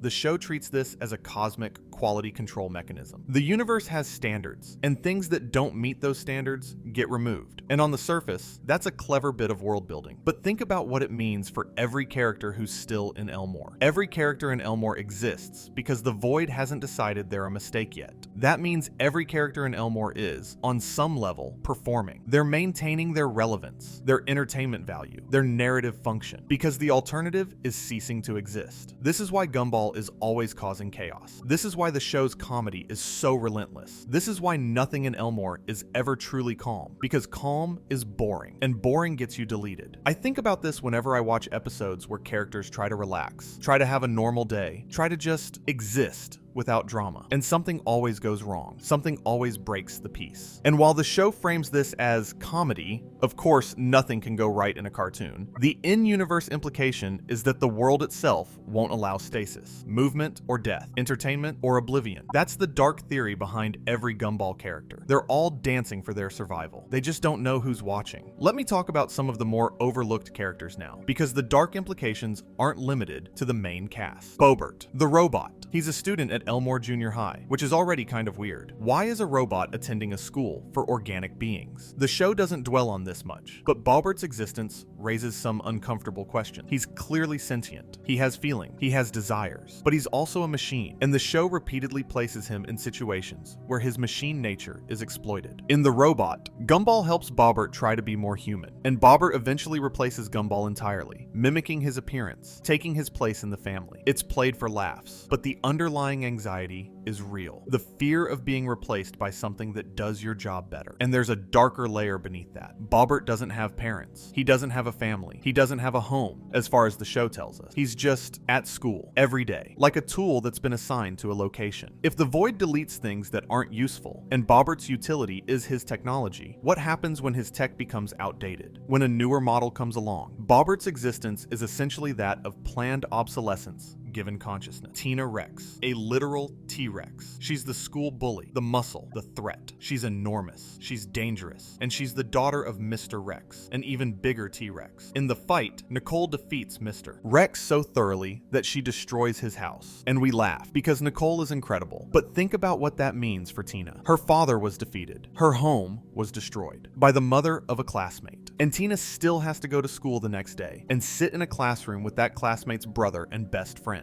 Tina's bullying isn't random. It's the behavior of a creature who is physically powerful, but socially powerless. She's the biggest kid in school, but she's also the most isolated. Nobody wants to be friends with a T-Rex. Nobody invites a T-Rex to their birthday party. Her size, which should be her greatest asset, is actually the thing that prevents her from ever having a normal social life. She's stuck in the role of the bully, because what else is a T-Rex supposed to be in a school full of cats and bananas and clouds? Hector Jotunheim, the giant. Hector is so large that he can't fit inside most buildings. He can't participate in normal school activities. His mother keeps him isolated, controls his emotions, and essentially treats him as a liability. In the Colossus, we learn that if Hector gets upset, his enormous size makes him a genuine threat to all of Elmore. His feelings are literally dangerous. He's been taught to suppress everything: happiness, sadness, anger, because the consequences of a giant feeling, things are too catastrophic to risk. Hector is the character who most explicitly embodies the show's stance on emotional suppression. He's not allowed to feel, and the reason he's not allowed to feel is that his feelings would destroy things, and his mother, who loves him, enforces this suppression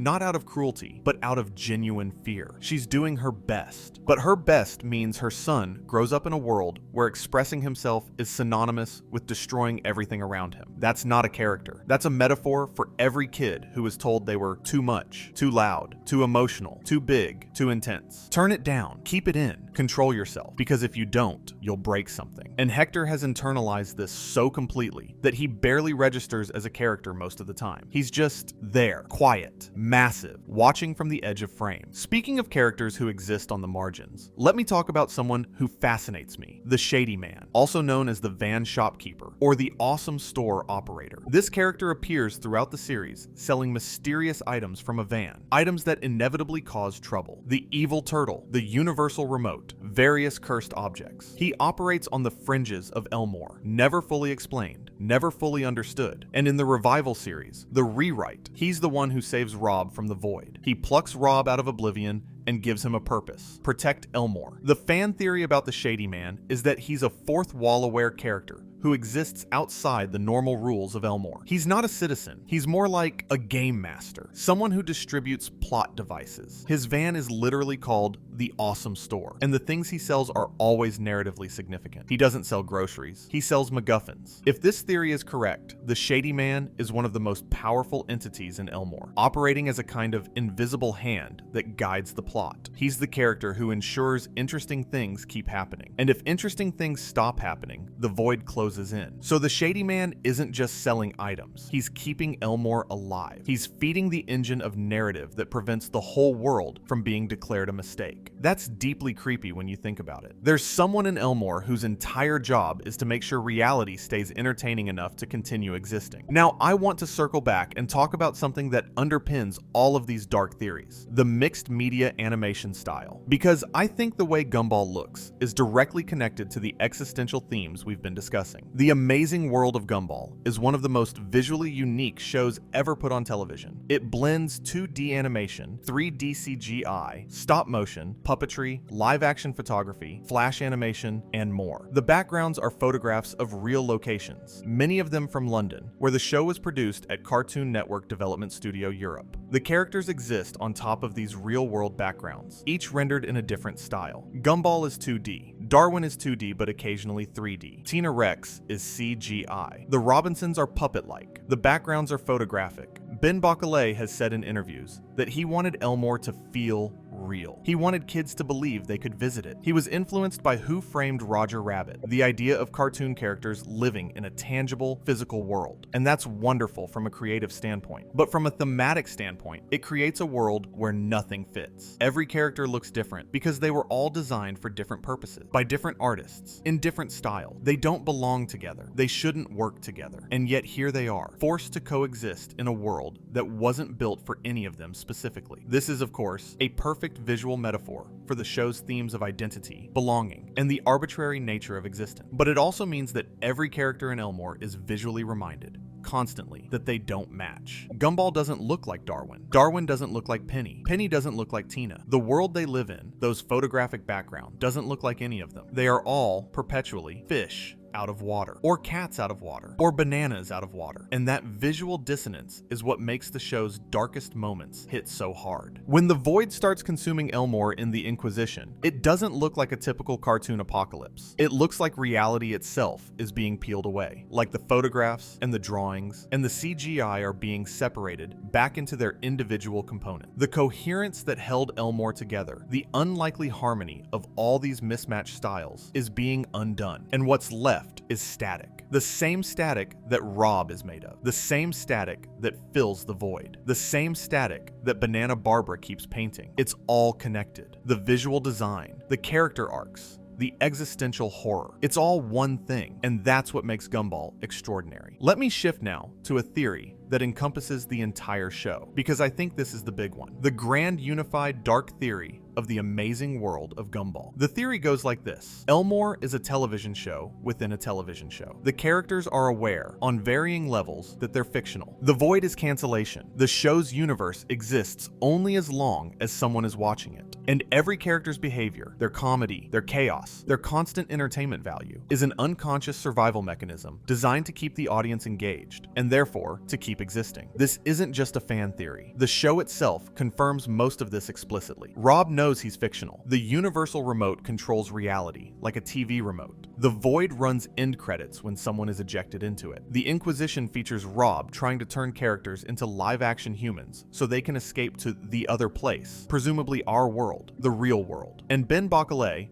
in a recent interview about the Revival series, was asked about the theory that everything is a simulation. His response? I've got my own theory, which I will not reveal. So let me take this theory and apply it to every character we've discussed. Gumball behaves recklessly because on some level, he knows that boring characters get deleted. His chaos isn't just personality, it's survival. Darwin's impossible evolution from fish to person happened because the narrative needed a sidekick, and the universe reshaped reality to provide one. Nicole's superhuman abilities exist because the story needs her to be the safety net. She carries the family because the narrative collapses without a competent adult. Richard is lazy because the universe needs him to be lazy. His role is cosmic. His inaction is a law of physics. Larry works 38 jobs because the narrative needs someone to populate every location. He's not a person, he's infrastructure. Rob was erased because background characters don't matter to the story. He came back because conflict needs a villain. His entire identity was dictated by narrative requirements. Penny hid in a shell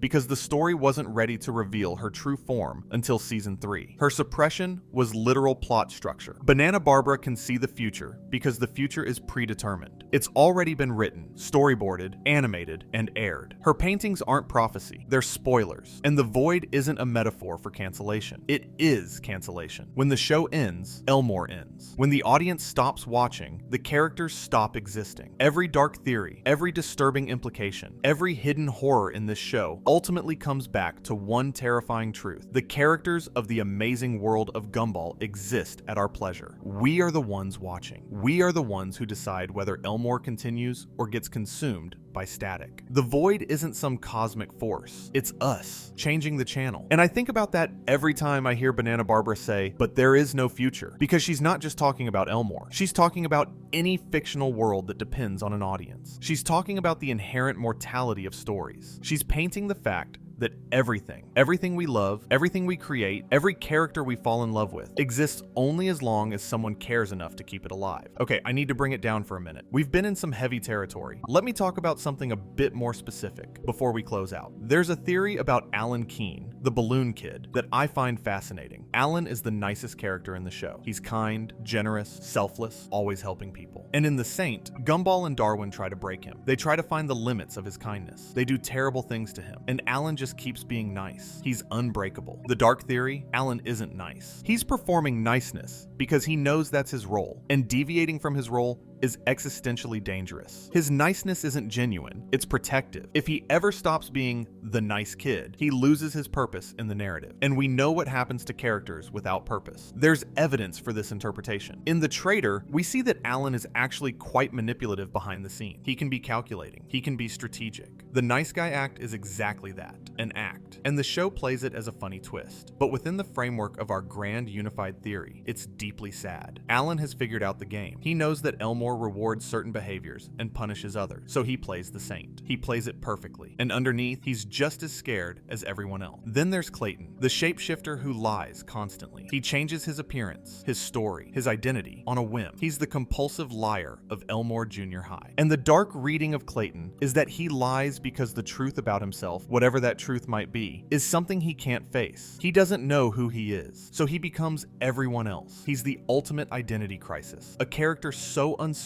of his own reality that he constructs new ones daily. And Sussy, oh man, Sussy, the chin puppet. She's a real live-action chin filmed upside down with googly eyes, living in a world of animated characters. She is, by far, the strangest looking character in the show, and she knows it. The other characters find her weird, off-putting, confusing. She doesn't fit. She's not 2D, she's not 3D, she's not CGI. She's not a puppet in the traditional sense. She's a piece of live-action absurdity dropped into an animated world. The fan theory about Sussy is that she's from the real world, our world. She's a human, or a representation of one, who somehow ended up in Elmore, and she's so alien to the animated universe that nobody knows what to do with her. She's the audience, essentially. A real person looking in at this cartoon world and being looked at in return. And if that's true, then Sussy's existence is the show's most direct acknowledgement that the wall between fiction and reality is thinner than anyone wants to admit. Let me talk about the Robinsons before we start wrapping up, because Gaylord and Margaret Robinson are the show's most underappreciated dark comedy. They're the Wattersons' next-door neighbors, and they hate the Wattersons. They're grumpy,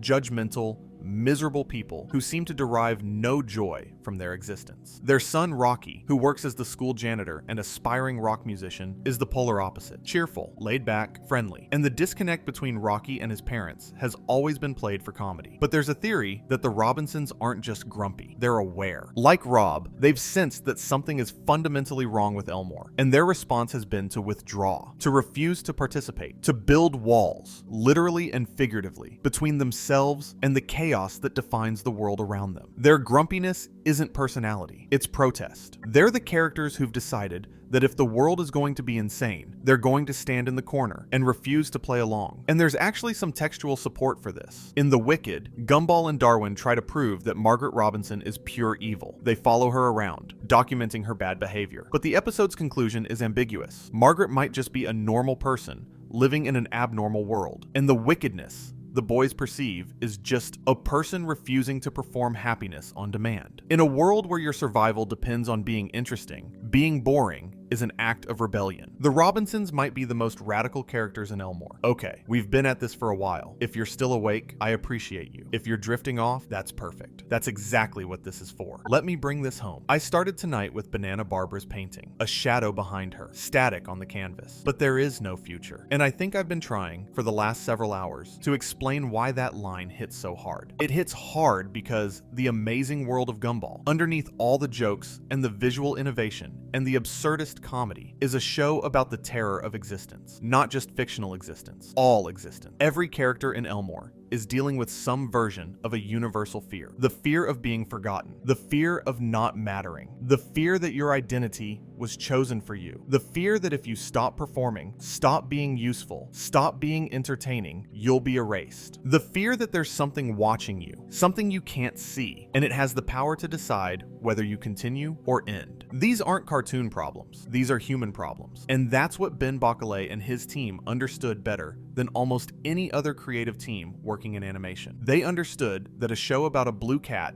and a talking fish could be the vehicle for the deepest questions we ever ask ourselves. Who am I? Why am I here? What happens if I'm not good enough? What happens when it all ends? Rob asked those questions, and Rob's reward was being turned into the villain, disfigured by cosmic indifference, and watching the world collapse while nobody listened. Nicole carries those questions in her fists, fighting every day because the alternative is falling apart. Darwin answered those questions by being the best person he could be, even though he might not have chosen who that person is. Gumball avoids those questions entirely, living in glorious denial, running from one adventure to the next, because standing still might mean confronting something he can't handle. And Larry, poor, exhausted, sleep-deprived Larry, answered those questions by working, by never stopping, by filling every role, every job, every function. Because if he ever stops, if he ever rests, the whole world falls apart. The dark theories behind every Gumball character aren't about death or horror or creepypasta nonsense. They're about the things that actually scare us. They're about what it means to exist in a world that might not be what it seems. About what it costs to be a person, or a cat, or a fish, or a banana, in a universe that's watching you and judging whether you're worth keeping. The amazing world of Gumball isn't just a kid's show. It's a mirror. And when you look into it long enough, what looks back is, well, static. For now, Banana Barbara was right. There might not be a future. But there is, right now. And right now, Gumball and Darwin are still in Elmore, still causing chaos, still making us laugh. The void hasn't won yet. The static hasn't consumed everything. And maybe that's enough. Maybe the whole point is that you can't know whether the future is static or something better. You just have to keep going. Keep being interesting. Keep being alive. Keep being you. Even if you're not sure who that is. Even if you're a nobody. Even if you're made of static. But before I say goodnight, I realize I haven't given enough time to some characters who deserve it. And honestly, Honestly, I could talk about this show forever, so let's keep going. Get comfortable, we're not done yet. I want to talk about The Signal for a minute, because this episode is the moment the show stopped winking at the fourth wall and just kicked right through it. In The Signal,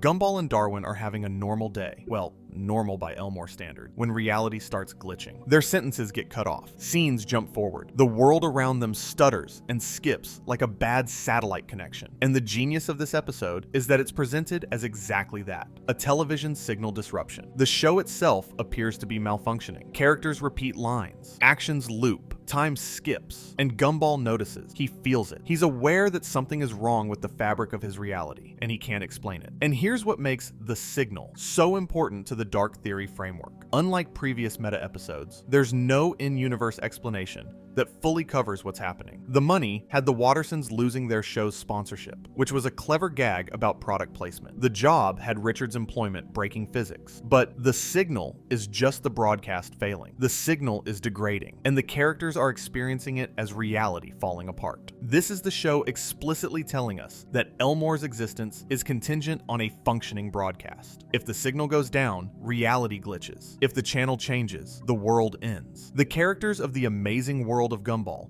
don't just live in a fictional world. They live on a frequency. They exist as data being transmitted to an audience, and any interruption in that transmission threatens their physical reality. I find this genuinely chilling, and the reason it works so well is that the show doesn't play it as a big dramatic revelation. It plays it as an annoyance. Gumball is frustrated, not terrified. He experiences the glitches the way you or I would experience a buffering video, with mild irritation, not existential dread. And somehow that's worse, because it means this isn't new. It means the signal has always been fragile, and the characters have always been one bad connection away from dissolution. And then The Test takes this in another direction entirely. In The Test, Gumball takes an online personality quiz that tells him he's the loser, the butt of the joke in the sitcom of his life. He tries to change, to be less critical, less obnoxious, less himself. And the moment he stops performing his assigned role, Tobias steps in and replaces him. The show literally becomes a different show, a cheesy, laugh-tracked sitcom starring Tobias as the new protagonist. The visual style changes, the humor changes, the entire world reorganizes itself around a new main character. Sarah, the meta-aware fangirl character, is the one who explains what's happening. She tells Gumball that nature hates a vacuum, and since he stopped being the loser, someone else had to fill that role. But Gumball didn't become the loser because of a quiz. He was always the loser. That's his function. That's his narrative purpose. The quiz just made him aware of it. And awareness, as we've established, is the most dangerous thing in Elmore. The ending of The Test is both hilarious and deeply weird. After Gumball reclaims his role by unleashing all the sarcasm he's been holding back, everything snaps back to normal. And then Tobias wakes up, because of course, it was all a dream. His dream. Sarah predicted this. With Tobias as the main character, it's inevitable that everything will turn out to be a dream. It's a joke about sitcom cliches, but it's also a terrifying implication. Dreams within dreams, stories within stories. If Tobias can dream an entire episode, what's to say Gumball isn't dreaming the whole show? What layer of fiction are we on? Okay, I want to talk about someone we haven't touched yet. Principal Nigel Brown. Principal Brown is Miss Simeon's boyfriend. He's a furry, indistinct creature. The show never actually specifies what species he is. He runs Elmore Junior High with a mixture of incompetence and romantic distraction, spending most of his time mooning over Miss Simeon rather than actually administrating the school. He's comic relief within comic relief, the guy who's supposed to be in charge but clearly isn't. But there's a dark reading of Principal Brown that I think is underappreciated. He's in a relationship with a 2-million-year-old ape who has been teaching at his school since before recorded history. Miss Simeon has been doing this for millennia. She's essentially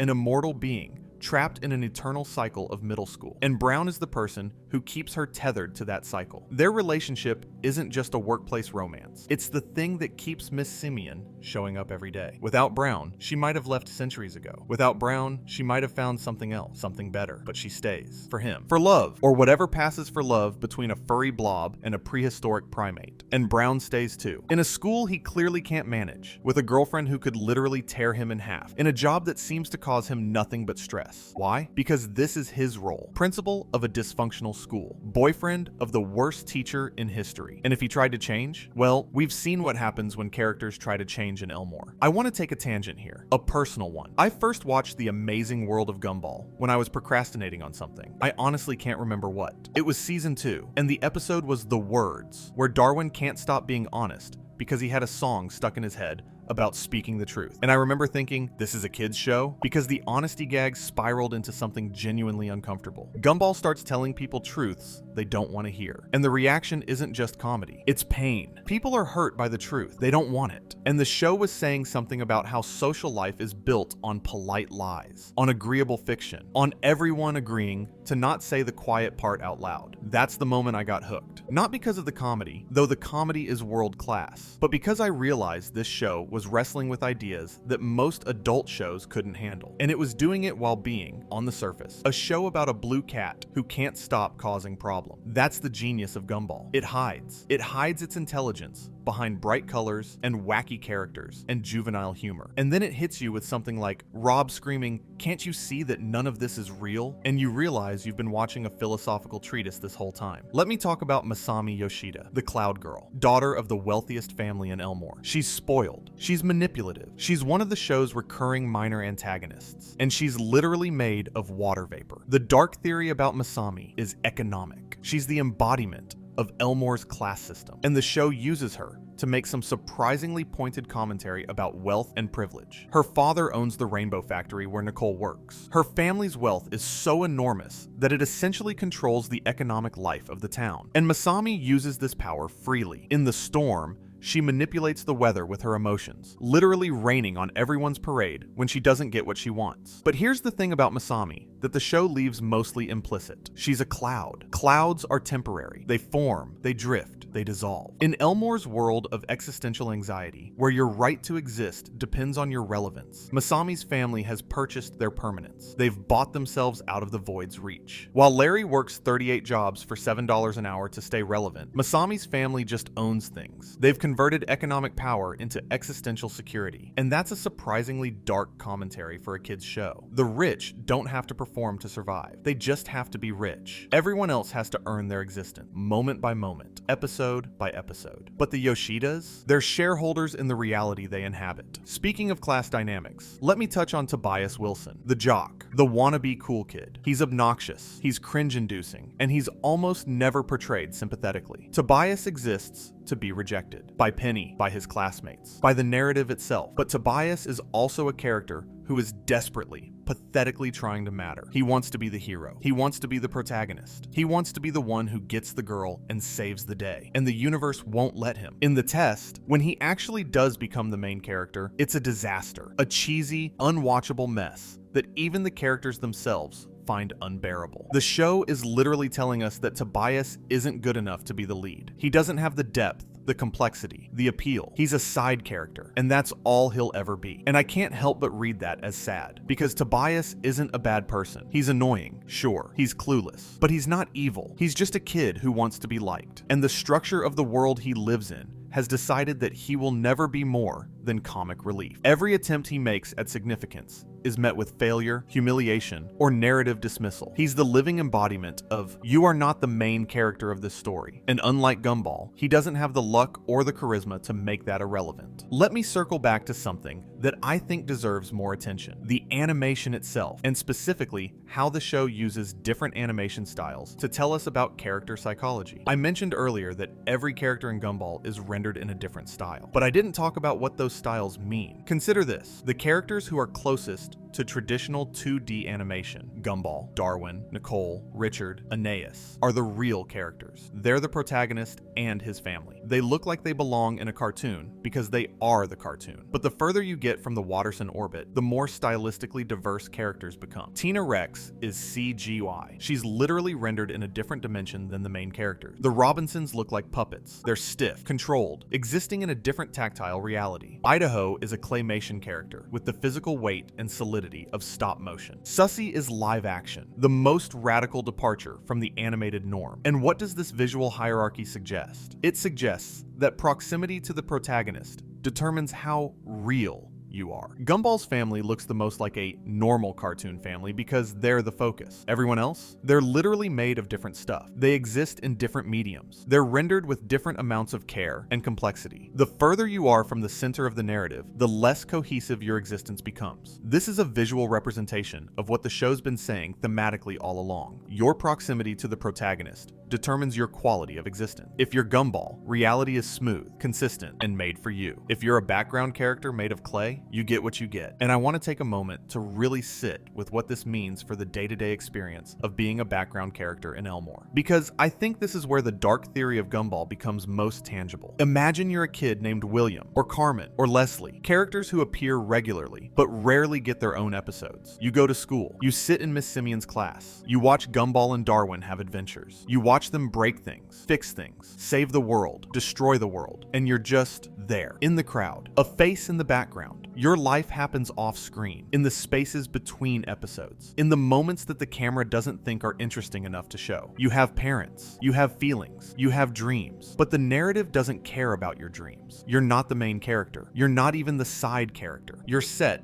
dressing with a face. And if you ever try to step into the spotlight, if you ever try to have your own story, your own arc, your own significance, the universe pushes you back. Because this isn't your show, it's Gumball's show. And in Gumball's show, you're just another student sitting in a desk, waiting for the scene to end, so you can go home to a life nobody is watching. Leslie, the flower kid, actually gets some spotlight in The Flower and other episodes. And you know what his biggest story is about? Jealousy. Being envious of what others have. Because of course, that's his story. He's a background character who's been watching the main characters get all the attention for years. His defining emotion is wanting what someone else has. That's not a character trait, that's a symptom. Carmen, the cactus girl who dates Alan the balloon, has a relationship that's literally painful. She's covered in spines. He's a balloon. Every time they touch, he pops. Their love is structurally impossible. The show plays this for physical comedy, but think about what it means. Carmen and Alan love each other, but their love hurts. Their very natures are incompatible. They can never hold hands, never hug, never have the easy intimacy that other couples take for granted. They've chosen each other knowing that proximity will always cause pain. That's a metaphor so obvious that pointing it out feels redundant, but I'm going to point it out anyway, because I think the show earned it. Carmen and Alan are the show's statement on the relationships that work against all odds. The ones where loving someone means accepting that you'll hurt them sometime, and being hurt sometime, and choosing to love anyway. It's not pretty, it's not easy, but it's real. And in a world full of fake happiness and forced joy, realness is the most radical thing there is. And here's where I want to connect this to something Ben Bockelay said in an interview with Squiggly Animation Magazine. He talked about wanting the world of Elmore to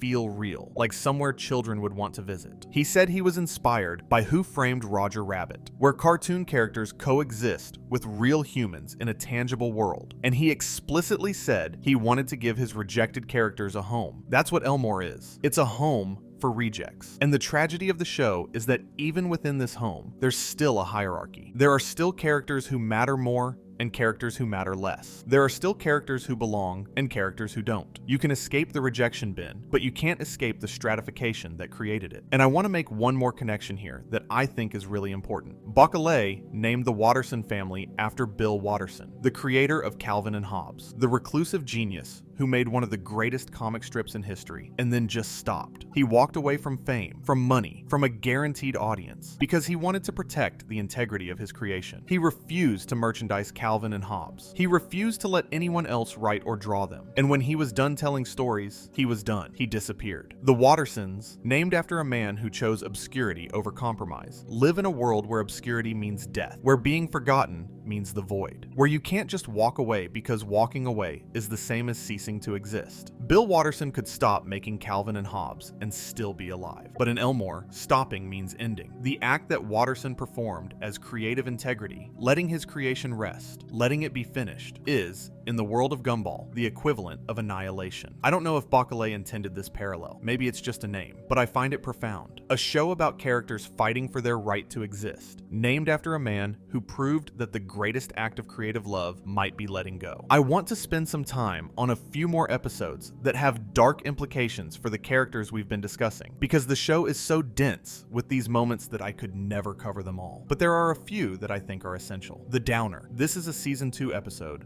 where Gumball Gumball wakes up alone. Everyone in his house is gone. Everyone in Elmore is gone. The entire world is empty. He wanders through deserted streets, through his silent school, through the vacant houses of his neighborhood. And at first, he thinks it's great. No rules, no problems, no one to answer to. But slowly, the isolation eats at him. The silence becomes oppressive. The emptiness becomes terrifying. And the episode reveals that Gumball has been in a depressive episode, a downer, and that the empty world he's experiencing is his depression externalized. The other characters didn't leave. He just can't see them anymore. He can't feel them anymore. He's alone inside his own head, and the world has gone dark to match. This is, for my money, one of the most accurate depictions of depression in any animated show. The way the color drains out of the world, the way familiar places become alien when you're in that headspace, the way isolation doesn't feel like freedom. It feels like the whole world abandoning you. And the fact that Gumball, our bright, chaotic, endlessly energetic protagonist, can be reduced to this, can be swallowed by emptiness, even in a world as vibrant as Elmore, says something incredibly important about what the show thinks of mental health. It says that nobody is immune, not even the main character. And I want to pair the downer with another episode that tackles Gumball's mental state from a completely different angle, The Others. In The Others, Gumball discovers a character named Claire Cooper, a girl in his school who has her own life, her own problems, her own narrative. And Gumball is fascinated, then disturbed, then existentially threatened by this discovery. Because if Claire has her own story, then Gumball isn't the center of everything. Other things are happening that don't involve him. Other people's lives are unfolding without his participation or permission. And what does Gumball do? He tries to inject himself into Claire's story. He tries to fix her problem. He tries to make her narrative about him. Because in Gumball's world, in the literal world of his show, everything is about him. And the existence of an independent narrative, a story that doesn't need him, is an existential threat. If other stories exist, then his story isn't the only one. And if his story isn't the only one, then maybe it isn't the most important one. And if it isn't the most important one, maybe it can be ended. Maybe it can be replaced. The episode resolves with Gumball learning a kind of humility, learning that other people matter, that their stories are valid, that not everything revolves around him. But the lesson is tinged with anxiety, because Gumball knows, even if he can't articulate it, that in a world where being the protagonist is the thing that keeps you alive, sharing the spotlight is a kind of death. I also need to mention the finale. This is the season 2 finale, and it does something incredibly clever. It asks what would happen if the episodic reset stopped working. What if all the consequences of every episode, all the property damage, all the injuries, all the chaos the Wattersons have caused, suddenly came due? The answer is lawsuits. Mountains of lawsuits. Every citizen of Elmore shows up to hold the Wattersons accountable for seasons of destruction. Larry points out that they've caused him personal and professional harm dozens of times. The school, the city, the entire population, everyone has a grievance. And the Wattersons can't deny it, because it all happened. The evidence is there. The only reason they've been getting away with it is that the universe kept wiping the slate clean. The finale is the show acknowledging its own structure and calling it out as unjust. The episodic reset isn't just a narrative convenience, it's a form of injustice. The Wattersons cause harm, and the reset lets them escape accountability. They get to be reckless, destructive, chaotic, and there are never lasting consequences because the next episode starts fresh. And the finale says that's not fair to the people they've hurt, to the community they've damaged, to everyone who has to live with the Wattersons but doesn't get to share in their immunity. And here's the really meta thing about the finale. It ends without resolution. The Wattersons are overwhelmed by the lawsuits, by the consequences, by the weight of everything they've done. And Nicole says something like, maybe we should go back to the way things were. And the episode ends with a fourth wall breaking hint that the only solution is to reset again, to wipe the slate, to pretend none of this happened. That's the show admitting that its own structure is built on forgetting, that the comedy we enjoy, the slapstick, the chaos, the destruction, comes at a cost that's hidden by the format. We laugh because it doesn't matter, but it does matter. It matters to the characters who live in the aftermath, in the spaces between episodes, in the world that we're not watching. Let me also briefly mention the money, because this episode does something that few children's shows ever attempt. It directly addresses the commercial reality of its own existence. In The Money, the Wattersons run out of money, and as they do, the show itself begins to decay. Product placements start appearing. The animation quality drops. Characters begin endorsing products in the middle of conversation. The world of the show starts literally selling itself to survive. This is the show pulling back the curtain on the economics of television production. A show needs money to exist. It needs advertisers. It needs ratings. It needs commercial viability. And if those things disappear, the show doesn't just stop being funded. In Elmore's logic, it stops being real. The degradation of the show's quality mirrors the degradation of Elmore's reality. When the money goes, the world goes. And I think The Money is the episode that most directly confirms the grand unified theory. Elmore's existence is conditional on commercial success. The characters live because the show is profitable. If the show stops being profitable, the characters stop being real. That's not a metaphor. In The Money, it's literal. The Wattersons' bank account and Elmore's existential stability are the same thing, which means every character in Elmore is, fundamentally,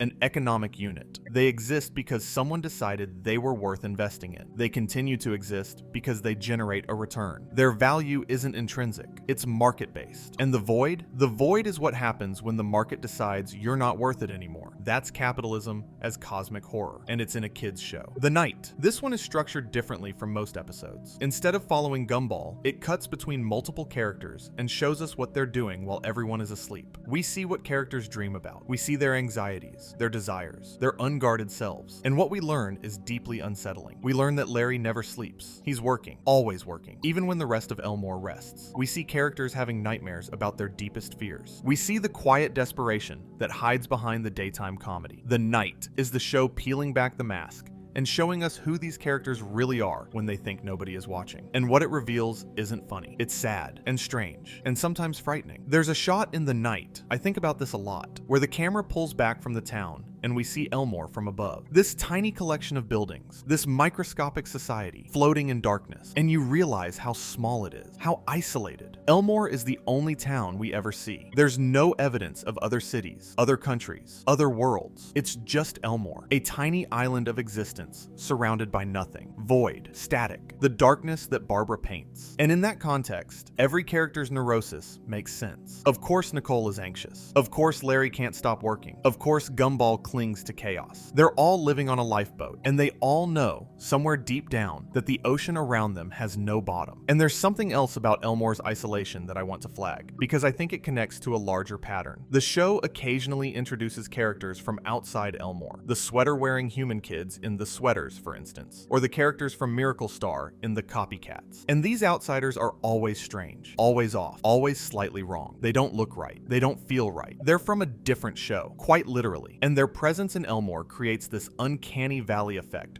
where you can feel the seams of reality straining. What does it mean that the only people from outside Elmore are wrong? That every visitor is an anomaly? It means Elmore is a closed system. It's a snow globe, a terrarium, a sealed ecosystem that doesn't interact with the outside world because there is no outside world. Elmore is all there is, and everything beyond its borders is either void or static or someone else's show. This is why TheCopycats is such a fascinating episode. Gumball and Darwin encounter a Chinese family that's basically a bootleg version of the Wattersons, a direct reference to Miracle Star, the actual Chinese cartoon that actually plagiarized Gumball. And the episode plays it as comedy. But think about the existential horror of meeting a copy of yourself, of seeing someone else wearing your face, living your life, doing your jokes, in a slightly worse version of your world. It's the Anton toaster problem scaled up to the entire Watterson family. Are you the original? Are they? Does it matter? If a copy can exist independently, with its own show and its own audience, then your uniqueness, the one thing that separates you from the void, isn't unique at all. You can be duplicated. You can be replaced. You're not special. You're a template. And Gumball's response to meeting his copy is rage, which makes perfect sense. Because what else would you feel when confronted with proof that your existence isn't one of a kind? That the narrative you thought was yours could be reproduced cheaply and easily without your permission? I think TheCopycats is one of the most underrated episodes in the series because it takes a real-world situation, a show being plagiarized, and transforms it into an existential crisis for its character. It's the show looking at its own mortality from a different angle. Not the void, not cancellation, but replacement. The fear that even if you survive, someone else might do what you do, and the world might not notice the difference. Let me talk about Mr. Small, Steve Small, the school counselor, hippie, vegetarian, spiritual seeker, the kind of guy guy who'd offer you a crystal and a mantra when what you really need is a therapist. Mr. Small is played for laughs consistently. He's the out-of-touch authority figure, the new age parody, the well-meaning idiot. But Mr. Small has seen the void. He was there, in the void, with Gumball and Darwin. He entered a dimension of cosmic annihilation and came back. And then, the void erased his memory of the experience. But here's my theory. The erasure wasn't complete. Mr. Small may not consciously remember the void, but his body remembers. His soul remembers. His entire personality. His desperate search for meaning. His spirituality. His need to believe in something bigger. His meditation and his mantras and his holistic everything is a response to something he experienced but can't recall. He's treating a wound he can't see. He's medicating a trauma he can't name. He sits in his office talking about peace and harmony and cosmic unity because the alternative is confronting the fact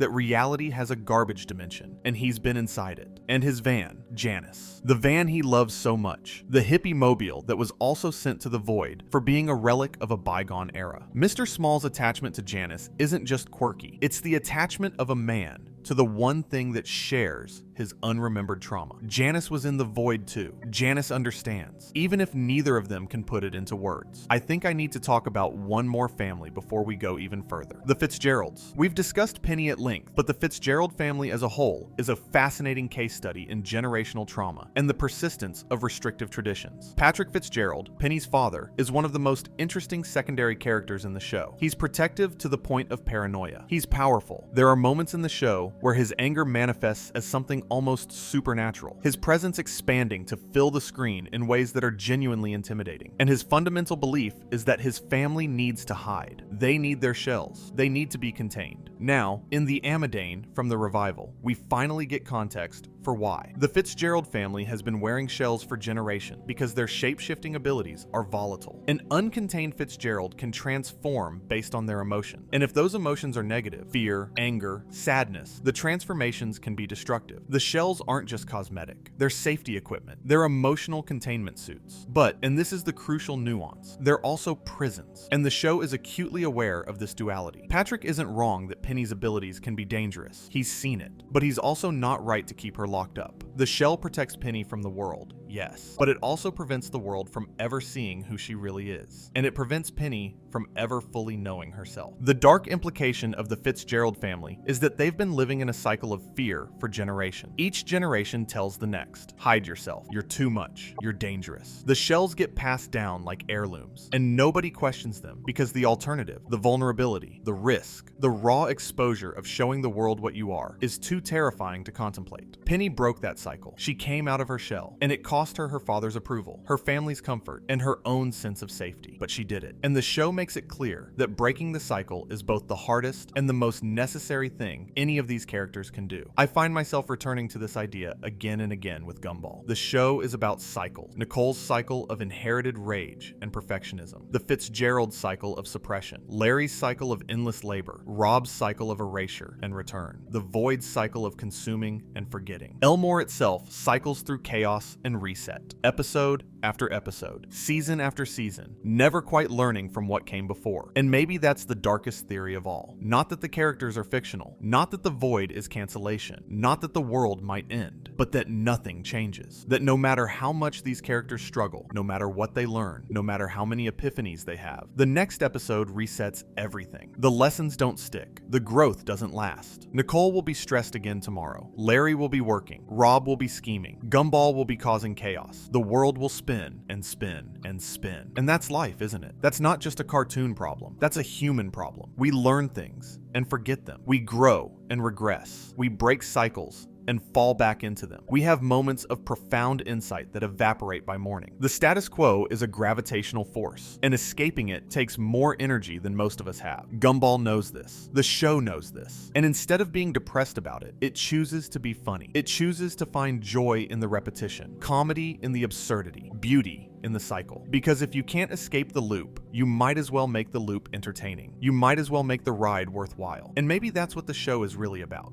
Underneath all the dark theories and existential horror, maybe it's about the radical act of choosing to be happy in a world that might not be real, of choosing to love people who might not remember you tomorrow, of choosing to show up day after day, even when the void is closing in and the signal is degrading and the static is growing louder. Let me touch on a few more things before we close, because I can't help myself. There are smaller dark theories scattered throughout the show that I want to at least acknowledge, even if I can't give them the deep dive they deserve. The theory that Felicity Parham, Billy's mother, is the most dangerous parent in Elmore. She appears sweet and concerned, but her helicopter parenting is so extreme that it borders on psychological control. She monitors her son's every move, controls his social interactions, and in The Egg, her competitive mothering with Nicole nearly destroys both families. The dark reading is that Felicity's overprotection isn't love, it's ownership. She doesn't want Billy to be safe. She wants Billy to be hers. And the line between those two things is thinner than anyone wants to admit. The theory about Ocho, the 8-bit spider character. Ocho is rendered in an outdated pixel art style. He looks like he escaped from a 1980s arcade game, and his temper is legendary. He explodes into violence at the slightest provocation. The dark theory? Ocho is from an earlier era of animation, or gaming, and he's been transplanted into a modern world that has no use for him. His rage isn't personal, it's existential. He's a character from a dead medium, living in a world that's moved on without him. Every day, he's surrounded by characters who are rendered in higher resolution, with more complex animations, more nuanced emotion, and he's stuck in 8 bits. Forever. No upgrades, no patches, just rage. The theory about Terry, the paper bear who's a germaphobe. Terry is terrified of germs, of illness, of contamination. She carries hand sanitizer everywhere. She flinches from physical contact, and she's made of paper. Paper tears, paper gets wet, paper burns. Terry's hypochondria isn't irrational within the context of her material reality. She is fragile. A single glass of water could warp her. A breeze could tear her. Her fear of the world isn't paranoia. It's perfectly calibrated to her actual level of vulnerability. The show plays it as comedy, but Terry might be the most rational character in Elmore. She knows exactly how easily she could be destroyed, and she acts accordingly. And you know what kills me about Terry? She still shows up every day. She goes to school. She interacts with other characters. She participates in the chaos of Elmore, despite knowing with complete rational clarity that her physical existence is profoundly fragile. She doesn't hide. She doesn't withdraw. She just carries hand sanitizer and flinches a lot. She manages her fear rather than being consumed by it. And that's actually kind of heroic in its quiet, neurotic way. Because think about what it would be like to be Terry. Think about what it would be like to know every moment of every day that you are made of a material that can be destroyed by almost anything. Rain could kill you. A careless hug could crumple you. A dropped match could end you, and you go to school anyway. You make friends anyway. You exist in a world that is not designed for you, that could accidentally destroy you at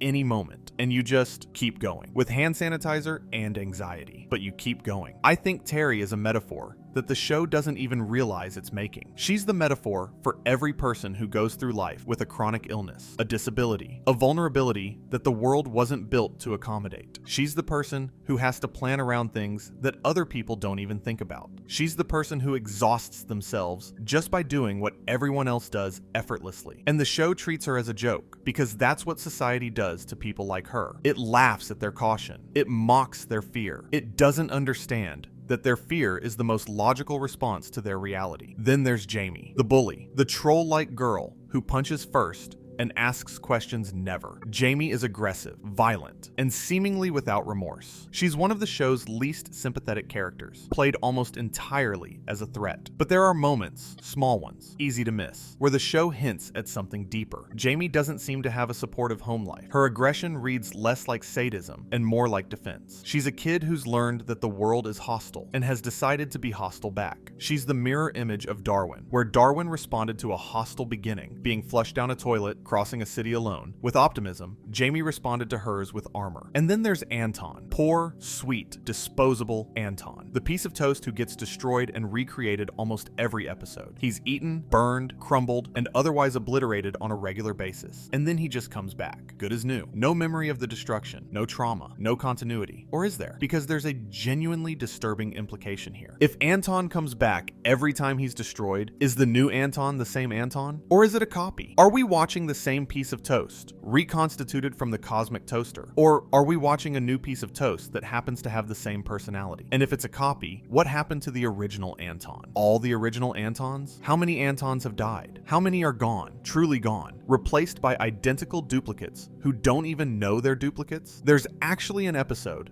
The Recipe, that addresses this directly. Banana Joe and Darwin discover they can create clones of Anton using his toaster, and things spiral into chaos as multiple Antons populate Elmore. The episode confirms that Anton's resurrection mechanism involves literal duplication. He's not healing, he's being replaced, and the show treats this as a gag. But the philosophical implications are staggering. Anton dies every day. And every day, a new Anton takes his place, with no awareness that the previous Anton ever existed. That's not immortality. That's the opposite. That's a character who dies more than any other character in the show, and nobody mourns him because an identical replacement is always available. Anton doesn't escape death. He just makes death invisible. And here's the really dark part. Remember the void? Remember how it erases things and makes everyone forget? What if Anton's resurrection cycle is a miniature version of the void's function? What if the universe treats Anton the way it treats all mistakes? It removes the broken version and replaces it with a clean copy, and nobody notices, because the copy is indistinguishable from the original. If that's true, then Anton isn't just a character. He's a microcosm of how Elmore works. Everything in this world is disposable. Everything can be replaced. Everything that breaks gets remade, and the new version carries on as if nothing happened. The show's episodic structure, where injuries heal, relationships reset, and consequences evaporate, isn't just a convention of the medium. It's the mechanism by which Elmore maintains itself. It's the universe's operating system. Break, replace, forget. Break, replace, forget. Over and over, forever. I'm going to talk about one more major thing, and then I promise we'll wrap up. I want to talk about The Inquisition, and why it's one of the most audacious series finales in the history of animation. The Inquisition was the 44th episode of season 6, and for years, it was the final episode of The Amazing World of Gumball. Not by choice. Bacalé had planned for a movie to resolve the story, but production realities meant the show ended on a cliffhanger. And what a cliffhanger. The episode opens with Elmore Junior High under the control of a new superintendent, Superintendent Evil, who is actually Rob in disguise. Rob has infiltrated the school system and is using his position to systematically transform every student and teacher into a live-action human being. He's turning the cartoon characters real. And the thing is, he's not doing this to be evil. He's doing it to save them, because Rob knows what's coming. He knows the void is going to consume Elmore. He knows the show is ending, and his plan, his desperate last-ditch doomed plan, is to turn everyone into real people so they can survive in the real world when Elmore ceases to exist. He's trying to smuggle the entire cast of a cartoon into reality. Gumball and Darwin resist him, of course. They don't know what Rob knows. They think he's the villain because that's his role. They fight him. They stop his plan. And as they celebrate their victory, the ground cracks. The sky breaks. Static seeps through the cracks. The void has arrived. Rob stands in the hallway of Elmore Junior High as reality collapses around him. He looks at Gumball, and then he falls. The void takes him first, because of course it does. The one character who tried to save everyone is the first to be consumed. And the episode ends. Freeze frame. Static. Credits. For over half a decade, that was how the amazing world of Gumball ended, with everything unresolved, with the villain proven right, with the hero's victory revealed as catastrophic, with the world ending not in a blaze of glory, but in a whisper of static. I've watched a lot of series finales, and I genuinely believe The Inquisition is one of the most emotionally devastating endings I've ever seen. Not because it's sad in the traditional sense, but because it's cosmically tragic. Rob was right about everything. The void was coming. The show was ending. The characters were going to be erased, and nobody listened. The protagonist won, and winning meant losing. The hero's victory was the world's destruction. And the reason this hit so hard, the reason fans were outraged and heartbroken and desperate for resolution, is because on some level, we understood what was happening. The show was talking about itself. It was talking about cancellation, about what happens to characters when their show ends, about the fact that Gumball, Darwin, Nicole, Richard, Anais, Rob, Larry, Penny, all of them, they would stop existing when the audience stopped watching. The Inquisition wasn't just a cliffhanger. It was the show looking at us and saying, "You're about to do this to us. You're about to walk away, and when you do, we end." Now, the revival series, The Wonderfully Weird World of Gumball, has since continued the story. The void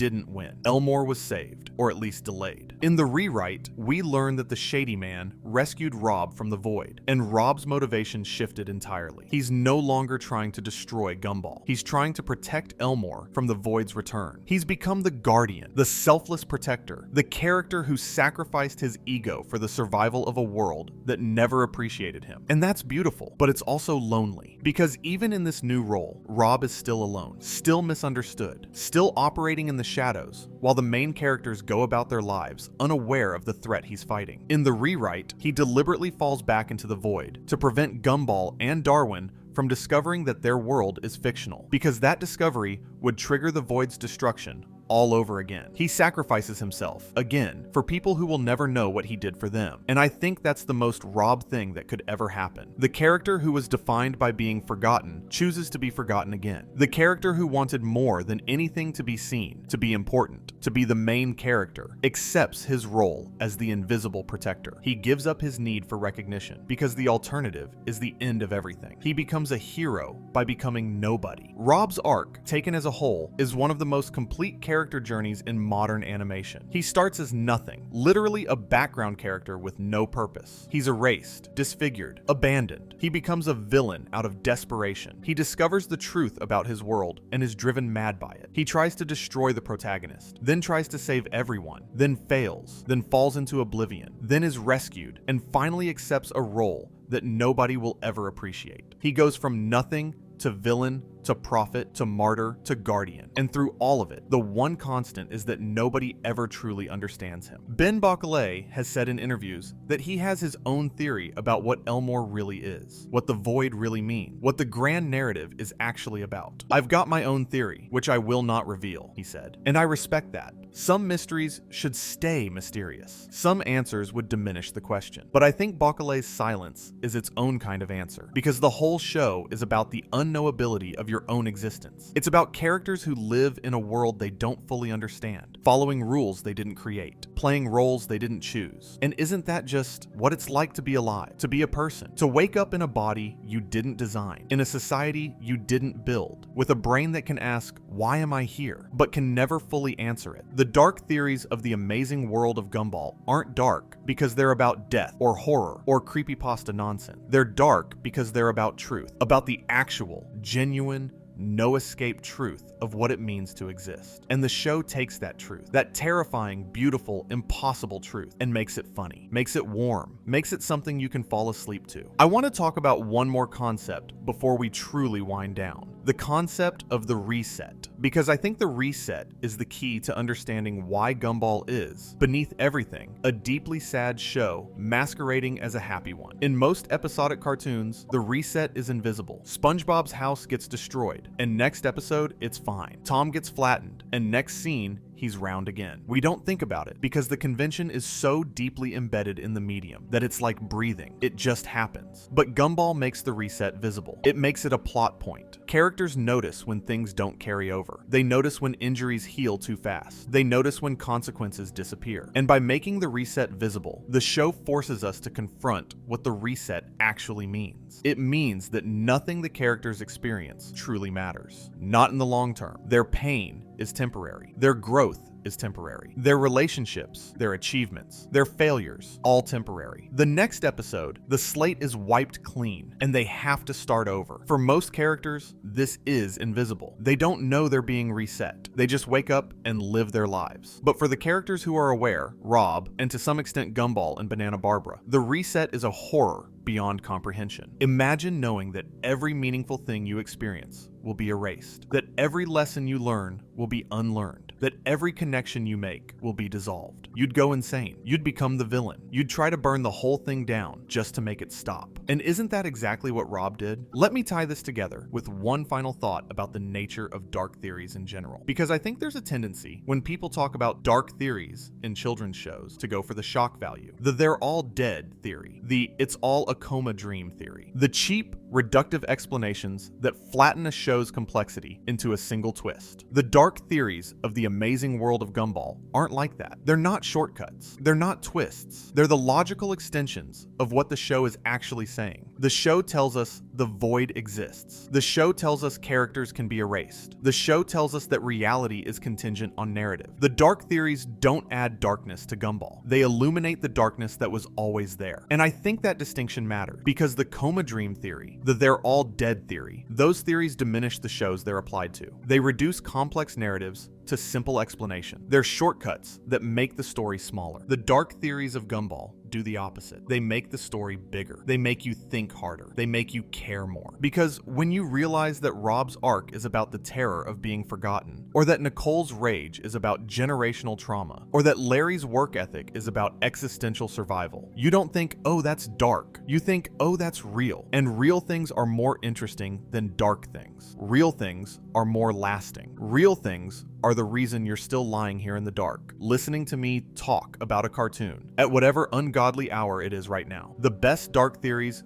don't make you afraid. They make you understand. And understanding, even understanding the scary parts, especially the scary parts, is what great storytelling is for. Gumball is great storytelling. It might be the greatest storytelling Cartoon Network has ever produced. And the proof is in the fact that we're still here, still talking, still digging, still finding new layers in a show about a blue cat who goes to middle school. That's not normal. That's not how most shows work. Most shows exhaust their depth in a season or two. Gumball just keeps going deeper. Every rewatch reveals something new. Every theory opens another door. Every character has a story that the show only half tells, leaving the rest for us to find on our own. And that's the show's final gift. It trusts us. It trusts us to look past the comedy and see the philosophy. It trusts us to care about background characters and forgotten rejects and zombie-hugging apes. It trusts us to think about what it all means late at night when the world is quiet and the void feels close. And that's why I think this show is a masterpiece. Not because it's dark, lots of shows are dark, but because it's honest. It looks at the fundamental absurdity of existence, of real existence, not just fictional existence. And instead of looking away, it laughs. It laughs and it loves and it keeps going, because that's what you do. That's what everyone does. You wake up in a world you didn't choose, with a role you didn't ask for, and you make the best of it. You find your people. You fight for them. You love them. Even when the signal is degrading. Even when the static is growing louder. Even when there might not be a future. The amazing world of Gumball was created by a man who spent years making characters that nobody wanted. He gathered them together in a world built from leftover photographs and mismatched art style. He gave them names from his own family. He gave them fears and dreams and jokes and heartbreak. And then the show almost ended, with all of them falling into the void. But it didn't, not really, because we're still talking about them. We're still here, late at night, lying in the dark, thinking about a blue cat and a goldfish and a banana who can paint the future. We're still watching. We're still listening. And as long as we do, Elmore exists. The signal holds. The static stays at bay. That might be the most beautiful thing about the amazing world of Gumball. It's a show that's terrified of being forgotten, and it made itself unforgettable. Every character, from Gumball to Larry to Rob to Banana Barbara, is fighting the same fight. The fight to matter. The fight to be seen. The fight to exist in a world that might not care whether they do. And they fight it with humor, with love, with chaos, with rage, with kindness, with whatever they have. Because what else can you do? What else can any of us do? You know, I said at the beginning of this video that the dark theories behind every Gumball character are about more than just the show. They're about the things that actually scare us. The fear of being forgotten. The fear of not mattering. The fear that the world might not be what it seems. But I want to end on this thought. The dark theories don't diminish the show. They deepen it. They make the comedy funnier, the emotions realer, the characters more human, even when those characters are a 12-year-old cat, a talking goldfish, and a banana with prophetic power. The amazing world of Gumball is dark. It's genuinely, uncomfortably, brilliantly dark. But it's also warm. It's also kind. It's also the show where Nicole chose love over her parents' expectations, where Darwin walked across a city on brand new legs to get back to his family, where Penny broke out of her shell because one person told her she was beautiful, where Rob sacrificed his only chance at friendship to undo the damage he'd caused. The dark theories are real. The void is real. The static is real. But so is the love. So is the laughter. So is the stubborn, ridiculous, magnificent refusal to stop being alive just because the universe might be watching. And that, I think, is what makes this show a masterpiece. If you've made it this far, thank you. Genuinely, thank you for staying. Thank you for caring about these characters as much as I do.